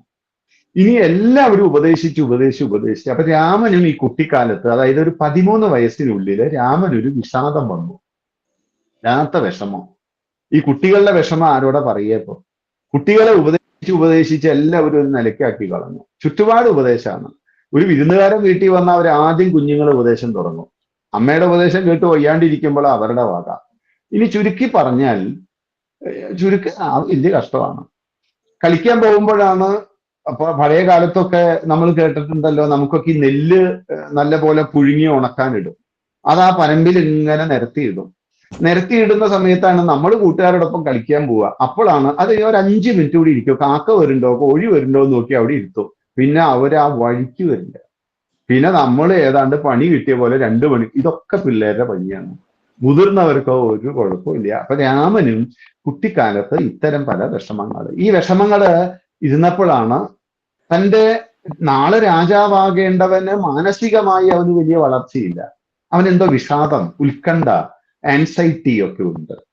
അപ്പോ വസിഷ്ഠമാമുനിക്ക് ഇത് മനസ്സിലായി. വസിഷ്ഠൻ രാമനെ രാമനാക്കുന്നതാണ് ഈ യോഗവാസിഷ്ഠം. അത് ഒരു സുന്ദരമായ കൗൺസിലിംഗ് ഗ്രന്ഥമാണ്. പക്ഷെ അതിനെ സ്പിരിച്വാലിറ്റിയുടെ ഏറ്റവും ഉയർന്ന നിലയിൽ നിന്നാണ് ഇത് പറയുന്നത്. ഏതായാലും രാമന്റെ വിഷാദ രോഗത്തെ, രാമന്റെ ഉത്കണ്ഠയെ, രാമന്റെ നിരാശയെ, രാമന്റെ മാനസിക ഭാവത്തെ അപ്പോഴുള്ള കുഞ്ഞുങ്ങളുടേതാണെങ്കിൽ പോലും കുട്ടിത്തമുള്ള രാമന്റെ ആ പ്രശ്നങ്ങളെ വലിയ തത്വബോധനത്തിലൂടെ ഒഴിവാക്കി. അങ്ങനെ 13ാമത്തെ വയസ്സിനുള്ളിൽ വസിഷ്ഠന്റെ കയ്യിൽ നിന്ന് സുന്ദരമായി ഉപദേശം കിട്ടി. ഇത് ക്ലിയർ ആണല്ലോ? അപ്പൊ അദ്ദേഹം കുറെയൊക്കെ അദ്ദേഹത്തിന് മനസ്സിലായി. എല്ലാം ഒന്നും ഉൾക്കൊള്ളാൻ പറ്റില്ലല്ലോ, ചെറിയ പ്രായമല്ലേ. എന്നാലും ഓരോന്നോരോന്ന് അവിടെ ഇരുന്നോളും. സമയാസമയം വരുമ്പോൾ കഴിഞ്ഞുപോയ കാലത്തിലെ ചില ഉപദേശങ്ങൾ ചില സ്ഥലത്തായിരിക്കും അതൊരു ബൾബ് പോലെ മിന്നുക. അതുപോലെ എപ്പോഴെങ്കിലുമൊക്കെ മിന്നിയിട്ടുണ്ടാവും. ഏതായാലും രാമന്റെ 13 വയസ്സായി. 13 വയസ്സാകുമ്പോഴേക്കും ഇനി രാജ്യം ഭരിക്കേണ്ട രാജാവാണ്. യുവരാജാവൊക്കെ ആവണം. അന്നത്തെ 13 ഇന്നത്തെ എത്രയാണെന്ന് നമുക്ക് ഗണിക്കാൻ സാധ്യമല്ല കേട്ടോ. കാരണം രാമായണ കാലത്തെ അളവുകളും സംഖ്യയും കാലവും ഇന്നത്തെ അളവ് വെച്ച് നോക്കരുത്. അന്നത്തെ തുടിയും കോലും അതൊക്കെ വെച്ച് ഹനുമാൻ 100 യോജന ചാടി എന്ന് പറഞ്ഞ് ഇന്നത്തെ കാൽക്കുലേറ്ററിൽ കൂട്ടരുത്, ദയവ് ചെയ്ത്. അപ്പോൾ ഒരാൾ ചോദിച്ചത് 1500 യോജന ചാടിയില്ലേ? എടോ, അത് അന്നത്തെ യോജനയുടെ കണക്കും നീളവും താളമൊന്നും ഇന്നത്തെ കണക്കുമായിട്ട് കൂട്ടി ദയവ് ചെയ്ത് യോജിപ്പിക്കരുത്. അപ്പോഴാ ചില ഇളയിടങ്ങൾക്കും ഒക്കെ തോന്നലുണ്ടാവുന്നത്. മണ്ടത്തരാണ് ഈ പറയണത്. എടോ, അത് ആ കാലമാണ്. നമ്മുടെ ഇന്നത്തെ കാലത്തിൽ തന്നെ എത്ര അളവുകൾ മാറി, എത്ര സംഖ്യ, അർത്ഥം തന്നെ മാറിപ്പോയില്ലേ? വാക്കുകളുടെ അർത്ഥം പോലും നിരന്തരം ഉപയോഗിച്ച് മാറിക്കൊണ്ടിരിക്കണം. അപ്പോഴാ 10,000 വർഷം മുൻപ് ഹിസ്റ്റോറിക്കലി അല്ലെങ്കിൽ ലക്ഷക്കണക്കിന് വർഷങ്ങൾക്ക് മുൻപുണ്ടായിരുന്ന ഒരു യോജന ഇന്നത്തെ യോജനയുമായി ഘടിപ്പിച്ച് ഹനുമാന്റെ 100 യോജനയൊന്നും കളിയാക്കാൻ നിൽക്കരുത്. അത് അന്നത്തെയാണ്. ഇന്ന് അതിന്റെ അളവൊക്കെ മാറി. അളവൊന്നല്ല, എല്ലാം മാറി. പഴയ എടങ്ങഴിയും നാഴിയും അതൊക്കെ പോയില്ലേ? ഈ ഉരിപ്പാല് വാങ്ങിയവരാ നമ്മൾ പലരും. ഈ ഉരി അതൊക്കെ പോയി. അളവുകളൊക്കെ പലതും നഷ്ടപ്പെട്ടു. ആ നഷ്ടപ്പെട്ട അളവിന് ഇന്നത്തെ അളവുമായി കൂട്ടി യോജിപ്പിക്കാൻ നിൽക്കരുത്. അതായത് രാമന് 13 വയസ്സ്. അപ്പോൾ ഇനി മാനസികമായി രാമൻ ഉയർന്നു, വിദ്യകളെല്ലാം പഠിച്ചു. ഇനി പഠിക്കാൻ ഒന്നുമില്ല എന്ന വാൽമീകി എഴുതിയത്. അപ്പോഴാണ് ദശരഥന്റെ മനസ്സിലൊരു തോന്നല്. ആ ദശരഥന്റെ വാക്ക് ശ്രദ്ധിക്കണം. രാമൻ താരുണ്യത്തിന്റെ തിരുനടയിലെത്തിയല്ലോ, അതുകൊണ്ട് രാമന് പറ്റിയ ഒരു പെൺകുട്ടിയെ കണ്ടെത്തണ്ടേ. അതാണ് വാക്ക്. ഏതാ നട? തിരുനട. ഏത് നട? താരുണ്യത്തിന്റെ തിരുനട. അപ്പൊ താരുണ്യത്തിന്റെ തിരുനടയിലെത്തിയ രാമനെ വിവാഹം കഴിപ്പിക്കാനാണ് ചർച്ച. എന്തുകൊണ്ട് വിവാഹം കഴിപ്പിക്കുന്നു? എല്ലാ അക്കാദമിക് കാര്യങ്ങളിലും ക്വാളിഫൈഡ് ആയി പുള്ളി. വേഗത്തിലോടുന്ന വാഹനങ്ങൾ, അന്ന് കുതിരയുണ്ട്, തേരുണ്ട്, ആനയുണ്ട്, അതൊക്കെ ഓടിക്കാൻ പഠിച്ചു. മാത്രമല്ല അക്കാദമിക്കില് വേദങ്ങൾ പഠിച്ചു, പ്രത്യേകിച്ചും ധനുർവേദത്തിൽ സിദ്ധി നേടി. നോക്കണേ, മക്കളെയൊക്കെ വിവാഹം കഴിപ്പിക്കുന്നതിന് മുമ്പ് എല്ലാം പഠിച്ചു കഴിഞ്ഞു. ഇവിടെ തോറ്റു ഒരു കാര്യത്തിലും വിജയിക്കാത്തവന് വിവാഹം കഴിപ്പിക്കണത്. എന്നിട്ട് പറയുക ആ പെൺകുട്ടി ശരിയല്ല, ഈ ആൺകുട്ടി ശരിയല്ല. നോക്കൂ, എല്ലാം കൊണ്ട് സമർത്ഥനായി, ഇനി രാജ്യം ഭരിക്കാം. അങ്ങനെ ഇരുന്നപ്പോഴാണ് ചില നിമിത്തങ്ങൾ ജീവിതത്തിൽ വരും. അതിനെ ആകസ്മികം എന്നാ പറയുക നമ്മൾ. ആകസ്മികമായി ജീവിതത്തിൽ വന്നു ചേരും. അപ്പൊ അത് ചിലപ്പോ ഈശ്വരേച്ഛയുണ്ടാവും, ചിലപ്പോ ജീവിതത്തെ കരുപ്പിടിപ്പിക്കാനാവും, ചിലപ്പോ ജീവിതത്തിൽ എന്തെങ്കിലും ഒരു പാഠം പഠിപ്പിക്കാനാകും, ചിലപ്പോ അതുകൊണ്ട് നമുക്ക് ദുഃഖങ്ങളൊക്കെ ഉണ്ടാവും. ചില ദുഃഖങ്ങളൊക്കെ നല്ലതാന്ന്. കാരണം മുന്നോട്ട് പോകുമ്പോൾ ഇതിലും വലിയ ദുഃഖം വരാൻ സാധ്യതയുണ്ട് എന്ന തോന്നിപ്പിക്കലിനെങ്കിലും ചില ദുഃഖം നല്ലതാണ്. പക്ഷെ ഇവിടെ രാമൻ എല്ലാം കഴിഞ്ഞപ്പോഴാണ് വിശ്വാമിത്രൻ ആകസ്മികമായി വന്നു ചേരുകയാണ്. ശൂർപ്പണഖ ആകസ്മികമായിട്ടാ വന്നത്. ഇങ്ങനെ പലരും ആകസ്മികമായിട്ട് വന്നു ചേരുന്നുണ്ട്. ചിലത് സുഖം, ചിലത് ദുഃഖം. നമ്മുടെ ജീവിതത്തിലും ചിലരൊക്കെ നമ്മുടെ ജീവിതത്തിൽ ആകസ്മികമായി വന്നു ചേരുന്നുണ്ട്. സൗഹൃദത്തിന്റെ, നമ്മുടെ വിഷമങ്ങൾ കേൾക്കാൻ, പല വിഷമങ്ങളും കേട്ട് നമ്മുടെ മൊത്തം കേരളത്തിന്റെ ഇന്നത്തെ ഒരു മാനസികാവസ്ഥ എന്താന്ന് വെച്ചാൽ ഭർത്താവിനേക്കാളും വിശ്വാസമാണ് ഇന്ന് കാമുകനെ. അതാണ് നമുക്ക് ഇപ്പോഴും പിടികിട്ടാത്തത്. അതെങ്ങനെയാ ശരിയാവണത്? ഭാര്യയേക്കാൾ വിശ്വാസം എങ്ങനെയാ കാമുകിക്ക് കൊടുക്കാൻ പറ്റുന്നേ? അത് സാധ്യമല്ലല്ലോ. കാരണം ഭർത്താവാണ്, ഭാര്യയാണ്. അതിനേക്കാൾ വില സൗഹൃദങ്ങൾക്കില്ല സുഹൃത്തെ. എന്നാ പിന്നെ നിങ്ങൾ വിവാഹം കഴിക്കരുത്. വിവാഹം കഴിച്ചാൽ ജീവിതത്തിൽ ഭാര്യ ഭർത്തൃ ബന്ധം അൺലിമിറ്റഡ് ആണ്. ബാക്കിയെല്ലാം ലിമിറ്റ് ഉണ്ട് നമുക്ക്. ഇത് അൺലിമിറ്റഡ് ആണ്. അപ്പൊ ഭർത്താവിനോട് പറയാത്ത രഹസ്യം വേറൊരാളോട് പറയേണ്ട ഒരു കാര്യമില്ല. ഭർത്താവിന് കേൾക്കാൻ സമയമില്ല, അതിനനുസരിച്ച് ഓരോരുത്തരോടും പോയി പറയാൻ പറ്റൂ. അതുകൊണ്ട് ഈ ശ്രീരാമചന്ദ്രന്റെ ജീവിതത്തിൽ ആകസ്മികമായി വന്നു ചേർന്നതാണ് വിശ്വാമിത്രൻ. രാമന്റെ ജീവിതത്തിലാണ് ആകസ്മികം കേട്ടോ. വിശ്വാമിത്രൻ പ്രീ പ്ലാൻഡ് ആണ്.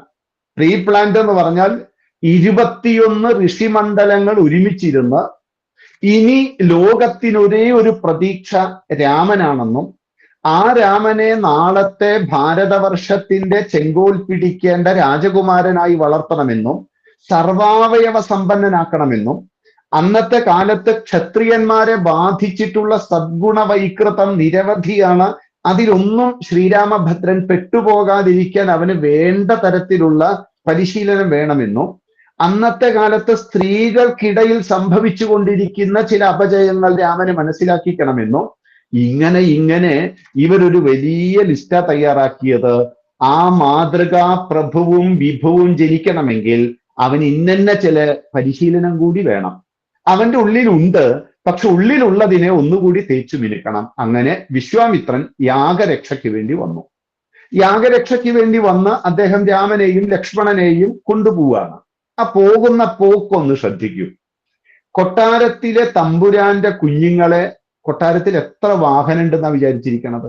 നമ്മുടെ എല്ലാവരുടെയും വീട്ടിൽ ഒരു 3 വാഹനങ്ങളും ഉണ്ട് അല്ലെ? ഒരു 2 വീലർ, ഒരു 3 വീലർ, ഒരു 4 വീലർ.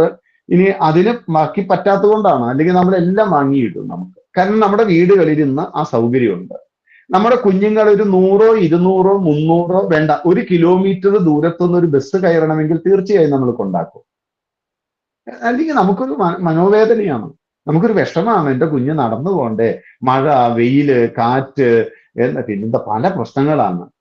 അങ്ങനെ എത്രയോ കിലോമീറ്ററുകളോളം ഇനി വീട്ടിൽ നിന്ന് ഇറങ്ങണം.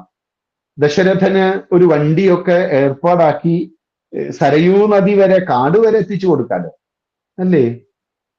അത് ചെയ്തില്ല. വിശ്വാമിത്രൻ പറഞ്ഞു നടന്നു പോയാൽ മതി എന്ന് പറഞ്ഞു. രാമനെ നടത്തിക്കൊണ്ടു പോവാണ്. പാവം, വെയില്, കാറ്റ്. ലക്ഷ്മണനും രാമനും ഈ വിശ്വാമിത്രൻ എന്ന് പറയുന്ന ലോകം മുഴുവൻ നടന്ന് ശീലിച്ച ഒരുവന്റെ കൂടെ ആ ചെറിയ പാദമൂന്നി നടക്കുന്ന അവസ്ഥയൊന്ന് ആലോചിച്ച് നോക്കൂ.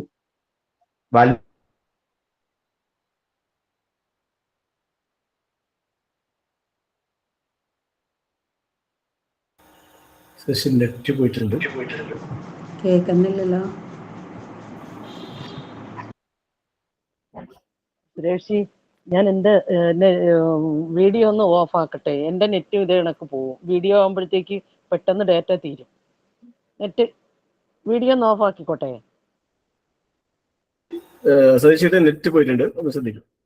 ഇല്ല, അത് ഞാൻ സുരേഷിയോട് ചോദിക്കാണ്, ഞാൻ എൻ്റെ വീഡിയോ ഒന്ന് ഓഫ് ആക്കിക്കോട്ടെ.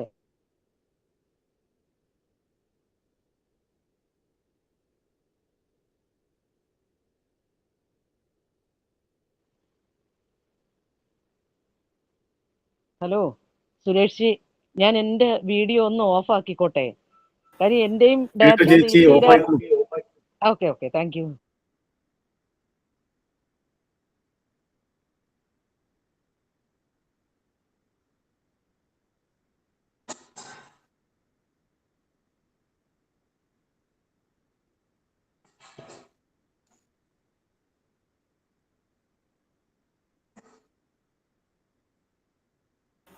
ഓക്കെ, സതീശേട്ടൻ മ്യൂട്ടാണ്, അൺമ്യൂട്ട് ചെയ്യൂ.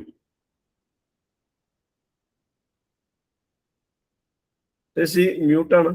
ഓക്കെ, ഇപ്പൊ ശരിയായോ? ഇപ്പൊ ശരിയായി. ഓക്കെ, ഇടയ്ക്ക് റേഞ്ച് പോയി, മൊത്തം അങ്ങ് പോയി. ഇപ്പൊ ഓക്കെ, ശരി. അപ്പൊ നടത്തിക്കൊണ്ടുപോയി എന്നുള്ള ദൂരം കേട്ടല്ലോ. അതെ, നടത്തിക്കൊണ്ടാണ് പോയത്. കാരണം ജീവിതത്തിൽ പ്രതികൂലമായി എന്തൊക്കെ സംഭവിക്കും എന്ന് രാമനുള്ള ആദ്യത്തെ പരിശീലനമാണത്. കാരണം ജീവിതത്തിൽ സുഖമുണ്ടാവും, ദുഃഖമുണ്ടാവും. ഈ 2 അവസ്ഥയിലും എങ്ങനെ വേണം ജീവിതത്തെ നോക്കിക്കാണാൻ. സുഖമായ അവസ്ഥ നമ്മുടെ ഇപ്പൊ ശ്രീരാമചന്ദ്രന്റെ ധ്യാന ശ്ലോകം നമ്മൾ ചൊല്ലാറുണ്ടല്ലോ. ആപതാമപഹർത്താരം ദാതാരം സർവസമ്പതാം ലോകാഭിരാമം ശ്രീരാമം ഭൂയോ ഭൂയോ നമാമ്യഹം. ഇത് കേട്ടിട്ടുണ്ടല്ലോ, ഉണ്ട്. ആപതാം എന്ന് പറഞ്ഞ ആപത്തുകളാണ്. അപഹർത്താരം എന്ന് പറഞ്ഞാൽ രക്ഷിക്കുന്നവൻ, ഇല്ലാതാക്കുന്നവൻ. അപ്പൊ ആപത്തുകളെ ഇല്ലാതാക്കുന്നവൻ ആരോ? അവനാണ് രാമൻ. അതാണ് ഒന്നാമത്തെ വരി. ഈ ആപത്ത് എന്ന് പറഞ്ഞാൽ മനസ്സിലാക്കണം, ജീവിതത്തിൽ വരുന്ന പ്രതികൂലമായ അനുഭവങ്ങളാണ്. ആപത്ത് എന്നത് ഇന്നതെന്ന് പറയാൻ പറ്റില്ല. അപ്പൊ ജീവിതത്തിൽ വരുന്ന പ്രതികൂല അനുഭവങ്ങളെയാണ് നമ്മൾ ആപത്ത് എന്ന് പറയുന്നത്. അതുകൊണ്ട് ആപതാമപഹർത്താരം ദാതാരം സർവസമ്പതാം. ദാതാരം എന്ന് പറഞ്ഞാൽ തരുന്നവൻ. എന്ത് തരുന്നവൻ?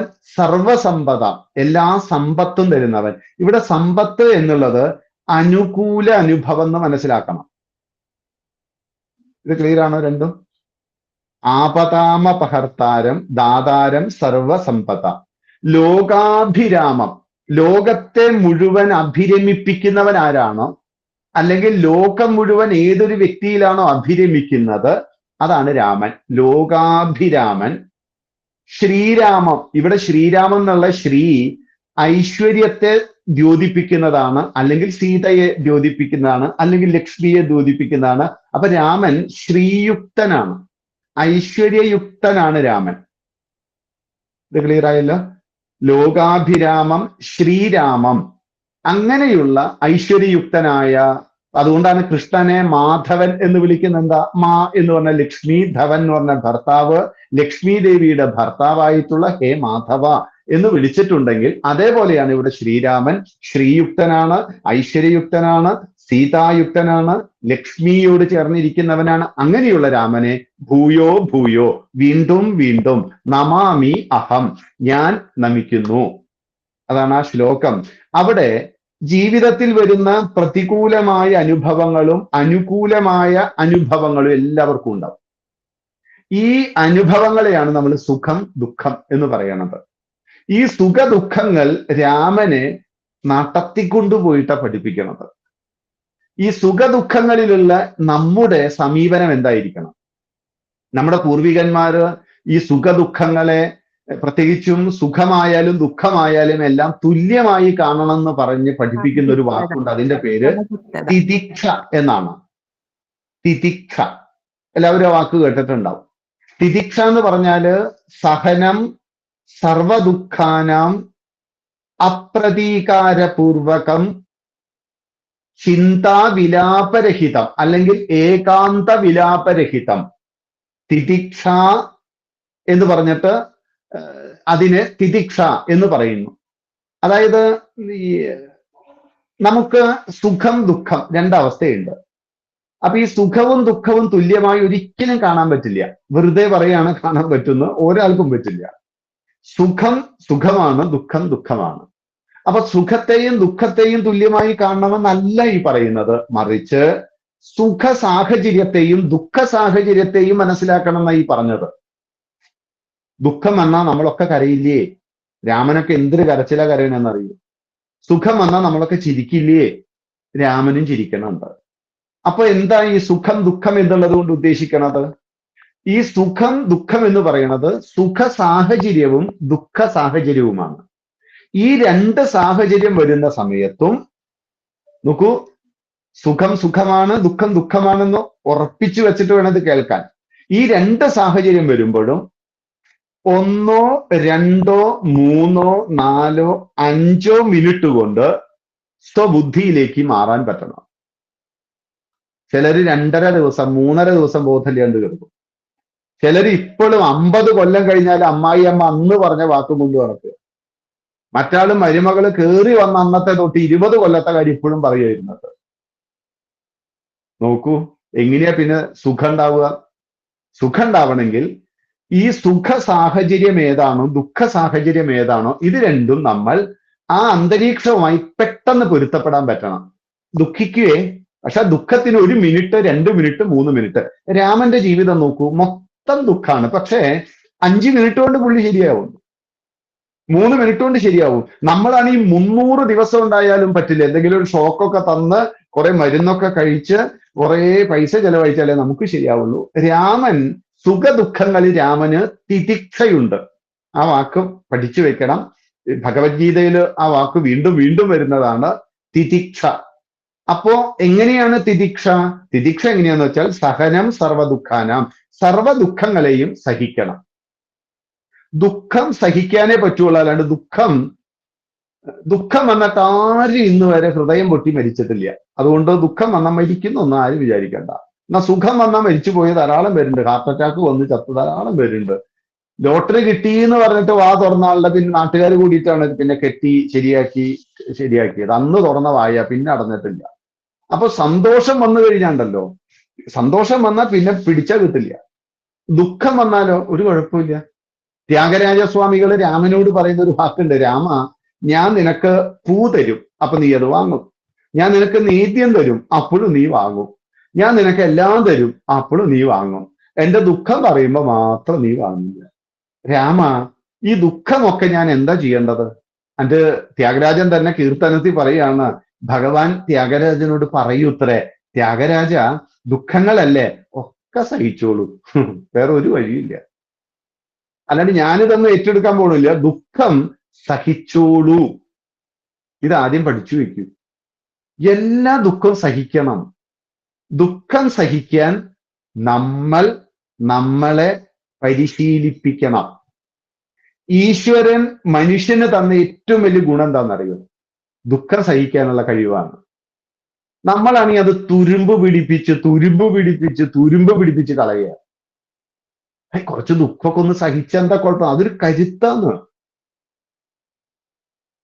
കൗസല്യ രാമൻ കാട്ടിൽ പോകുമ്പോ പറയുന്നുണ്ട്, എന്റെ ഹൃദയം നല്ല ഇരുമ്പ് കൊണ്ട് ഉണ്ടാക്കിയതാന്ന് എനിക്ക് മനസ്സിലായി രാമ. അപ്പൊ രാമൻ ചോദിച്ചത് എങ്ങനെ മനസ്സിലായി? അല്ലെങ്കിൽ നീ പോവാന്ന് അറിഞ്ഞപ്പോ ഞാൻ ഹൃദയം പൊട്ടി മരിക്കേണ്ടതാണ്. എന്റെ ഹൃദയം പൊട്ടിയില്ലല്ലോ. രാമൻ പോയിട്ട് കൗസല്യയുടെ ഹൃദയം പൊട്ടി മരിച്ചില്ല. എന്താ കുഴപ്പം? 7 മക്കൾ കൺമുമ്പിൽ മരണപ്പെട്ടിട്ട് ദേവകിയുടെ നെഞ്ചു പൊട്ടിച്ചത്തോ? ഒരാളും ചാവാനൊന്നും മതി. ദുഃഖം വന്നിട്ട് ഇന്ന് വരെ ഒരാളും മരിച്ചിട്ടില്ല. നിങ്ങൾ അതിലൊന്നും ദയവ് ചെയ്ത് പേടിക്കരുത്. എല്ലാവരും പോവും, നമ്മൾ മുന്നോട്ട് പോകും. പലരും പൊക്കോളൊന്നും ആരൊക്കെ കൂടെ ഉണ്ടാവും എന്ന് വിചാരിക്കണം, ഒക്കെ പോവും. അതുകൊണ്ട് സഹനം സർവദുഃഖാന. ഈ രമണ മഹർഷിക്ക് കാലില് ക്യാൻസർ വന്നല്ലോ, അദ്ദേഹത്തിന് ക്യാൻസർ വന്നപ്പോ കാലിൽ ഓപ്പറേറ്റ് ചെയ്യണം. അപ്പോ ഓപ്പറേഷൻ ഇങ്ങനെ ചെയ്തു. അപ്പോ അദ്ദേഹം ഇങ്ങനെ ചിരിച്ചിരിക്കണു.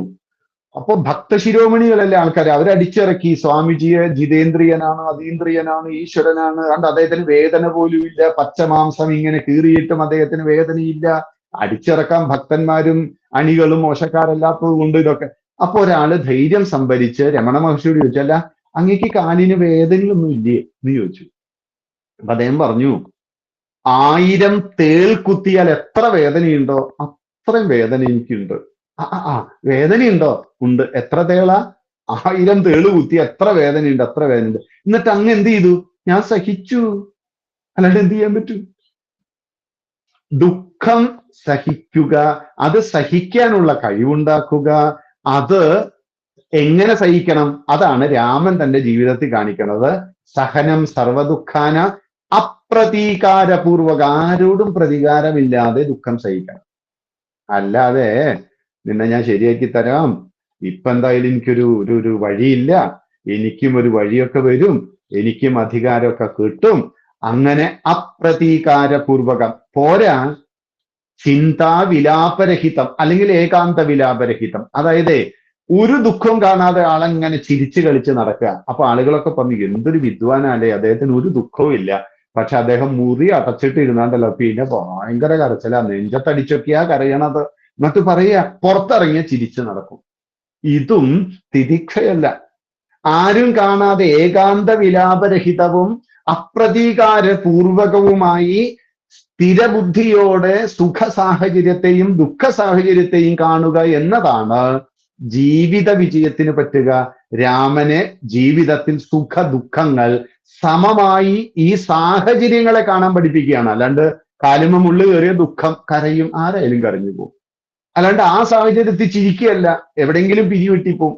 പക്ഷെ ഈ ദുഃഖങ്ങള് ചുരുങ്ങിയ സമയം കൊണ്ട് രാമൻ വീണ്ടും തന്നെ സ്ഥിരബുദ്ധനാക്കും. ഇതാ രാമന്റെ മഹിമ.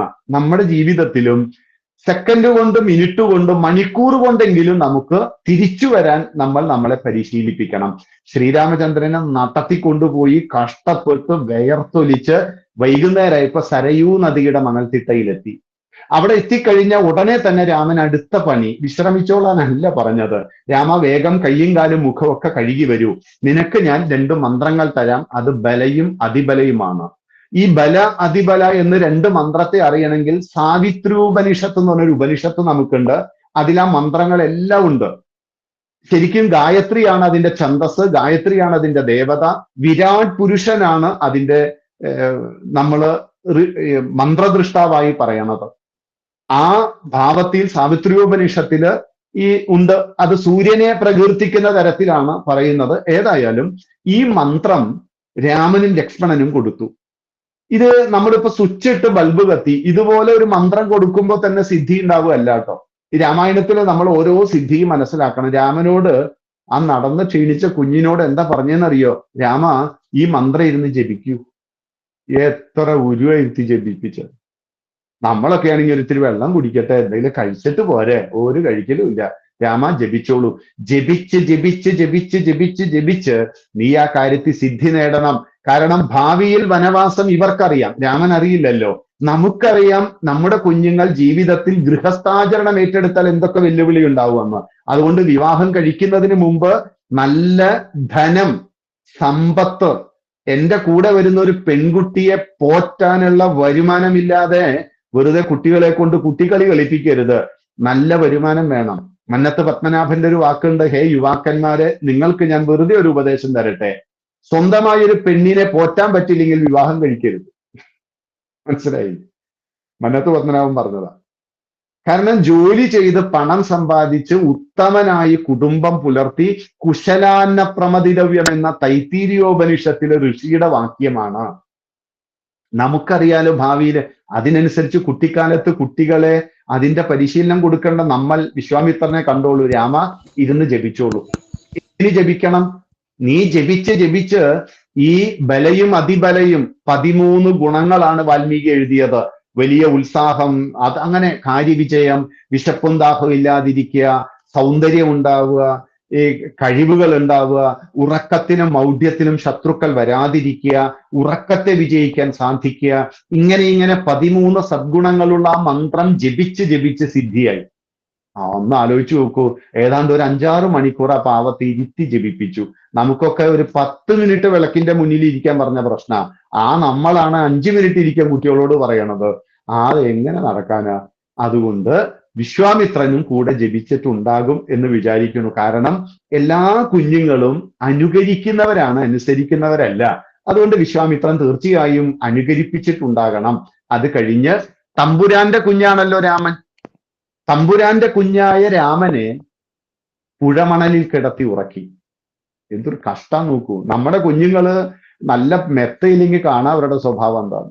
ഇനിയിപ്പൊ നമ്മുടെ സ്വഭാവം, നമ്മുടെ കൂട്ടുകാരിയോടും കൂട്ടുകാരനോടും പറഞ്ഞ് വീട് വിട്ട് ഞാൻ താമസിക്കാൻ അവിടെ പോയി ശരിയാവില്ല, എനിക്ക് എൻ്റെ കിടക്ക തന്നെ വേണം. ഏത് സമാജ പരിവർത്തന നമ്മൾ ചെയ്യാൻ പോണത്? നമ്മൾ എന്താ ചെയ്യാൻ പോണത്? ഈ സമൂഹത്തിൽ ഏത് സാഹചര്യത്തിലും സ്വയം അവനവനെ സ്വയം ശരിയാക്കിയെടുക്കണ്ടേ? അത് ശരിയാക്കിയെടുക്കാൻ രാമന് ആ പുഴമണലിൽ, വെറും മണലിൽ രാമനോട് കിടന്നോളാൻ പറഞ്ഞപ്പോ വിശ്വാമിത്രൻ ആ മുഖം നോക്കി, ഒരു കുഴപ്പമില്ല, ആള് വളരെ ശുചിസ്മിതനാണ്, ഏത് അന്തരീക്ഷത്തിലും പൊരുത്തപ്പെടുന്നവനാണ്. അതുകൊണ്ട് രാമ ഒരു മിനിറ്റ് എന്ന് പറഞ്ഞിട്ട് അവിടെയുള്ള പുല്ലൊക്കെ വെട്ടിയെടുത്ത് ആ പുല്ല് കൊണ്ടൊരു കിടക്കയുണ്ടാക്കി തൃണതൽപ്പത്തിൽ തമ്പുരാന്റെ കുഞ്ഞുങ്ങളെ കിടത്തിയുറക്കി രാവിലെ എഴുന്നേൽപ്പിച്ച്, അപ്പോഴാണ് ഈ കൗസല്യ സുപ്രജാരാമ പൂർവ സന്ധ്യ പ്രവർത്തതേ ഉത്തിഷ്ഠനര ശാർദൂലം കർത്തവ്യം. എന്നിട്ട് പറഞ്ഞു, രാമ രാവിലെ എഴുന്നേൽക്കണം. എന്തിനാണ്? കർത്തവ്യം ദൈവമാന്യികം. മോനെ രാവിലെ എഴുന്നേറ്റിട്ട് കുളിച്ചിരുന്ന് ജപിച്ചോളൂ. വീണ്ടും ജപം. ഇത് യാഗരക്ഷയ്ക്ക് കൊണ്ടുവന്നതാ. ഇവിടെ ജപം മാത്രമേ ഉള്ളൂ രാമന്. മനസ്സിലാക്കൂ, ശ്രീരാമചന്ദ്രന്റെ അച്ഛൻ ജിതേന്ദ്രിയനല്ല, ആൾ ഇന്ദ്രിയങ്ങൾക്ക് വശപ്പെട്ടവനാണ്. എന്റെ കുഞ്ഞെ, ഈ സ്വഭാവം വെച്ച് നീ രാജ്യം ഭരിച്ചാൽ നിനക്കൊന്നും ചെയ്യാൻ പറ്റില്ല, നീ പെട്ടുപോകും. അതുകൊണ്ട് ഇന്ദ്രിയ നിഗ്രഹം ചെയ്യാൻ 13ാമത്തെ വയസ്സിലുള്ള ട്രെയിനിങ്. നേരത്തെ ഒരു മന്ത്രജപം കഴിഞ്ഞു, പിന്നെ രാവിലെ എഴുന്നേൽപ്പിച്ചിരുത്തി ജപിപ്പിക്കുകയാണ്. രാമ ദേവബലം വർദ്ധിപ്പിക്കണം രാമ. അങ്ങനെ ആ ദേവബലം വർദ്ധിപ്പിക്കാൻ രാവിലെ ഒരു 5-6 മണിക്കൂർ ജപം. ആ ജപം കഴിഞ്ഞ് ഈ കുഞ്ഞിനെ കൊണ്ട് നടത്തി വീണ്ടും പോയി. 2ാമത്തെ ദിവസം കാമാശ്രമത്തിലെത്തി. കാമാശ്രമത്തിലെത്തിയപ്പോ തന്നെ എത്തൊക്കെ വഴിയുണ്ട് പോവാനായിട്ട് സിദ്ധാശ്രമത്തിലെ യാഗരക്ഷയ്ക്ക്. ഈ കാമാശ്രമത്തിൽ എന്തിനാ കൊണ്ടുപോണത്? അല്ലെങ്കിൽ കൗമാരക്കാരന് ഒരു കൗമാര ശിക്ഷണം കൊടുക്കണ്ടേ? എന്താ ഈ കൗമാര ശിക്ഷണം? അതാണ് കാമാശ്രമവാസത്തിലൂടെ രാമനെ പഠിപ്പിക്കുന്നത്. ഇന്ന് നമ്മുടെ പ്രശ്നം, ഇന്ന് കുഞ്ഞുങ്ങൾക്ക് സെക്സ് എഡ്യൂക്കേഷൻ ആണ്. സെക്സ് എഡ്യൂക്കേഷൻ അല്ല വേണ്ടത്, കൗമാര ശിക്ഷണമാണ് വേണ്ടത്. ഈ കൗമാര ശിക്ഷണം എന്താണെന്ന് അറിയാത്തത് കൊണ്ട് നമ്മുടെ നാട്ടില് 13, 14, 15, 16 വയസ്സുള്ള കുട്ടികൾക്ക് ഗർഭവതി ആകാതിരിക്കാൻ എന്തൊക്കെ വഴിയുണ്ട് അതൊക്കെ പറഞ്ഞു കൊടുക്കണം. ഒന്ന് പരീക്ഷിക്കണമെന്ന് തോന്നിയ കുട്ടികളെ കുറ്റം പറയാൻ പറ്റില്ല. കാരണം കൗമാരം എന്ന് പറയുന്നത് കുമാരഭാവം എന്നാണ് അർത്ഥം. കുമാരന്റെ ഭാവമാണ് കൗമാരൻ. അപ്പൊ എന്താ കുമാരന്റെ ഭാവം? അത് കുൽസിതമാരഭാവമാണ് കൗമാരൻ. കുൽസിതം എന്ന് പറഞ്ഞാൽ പക്വതയില്ലാത്ത, വകതിരിവില്ലാത്ത മാരഭാവം. മാരൻ എന്നാൽ മന്മഥൻ, മന്മഥൻ എന്നാൽ കാമദേവൻ. അപ്പൊ പക്വതയില്ലാത്ത കാമചിന്തകൾ ഉണ്ടാകുന്ന പ്രായത്തിന്റെ പേരാണ് കൗമാരം. ഇന്നൊരു 10 വയസ്സ് മുതൽ, അതായത് ഒരു പെൺകുട്ടി പ്രായപൂർത്തിയാവുന്നത് ഇന്നൊരു 10 വയസ്സിലൊക്കെയാണ്.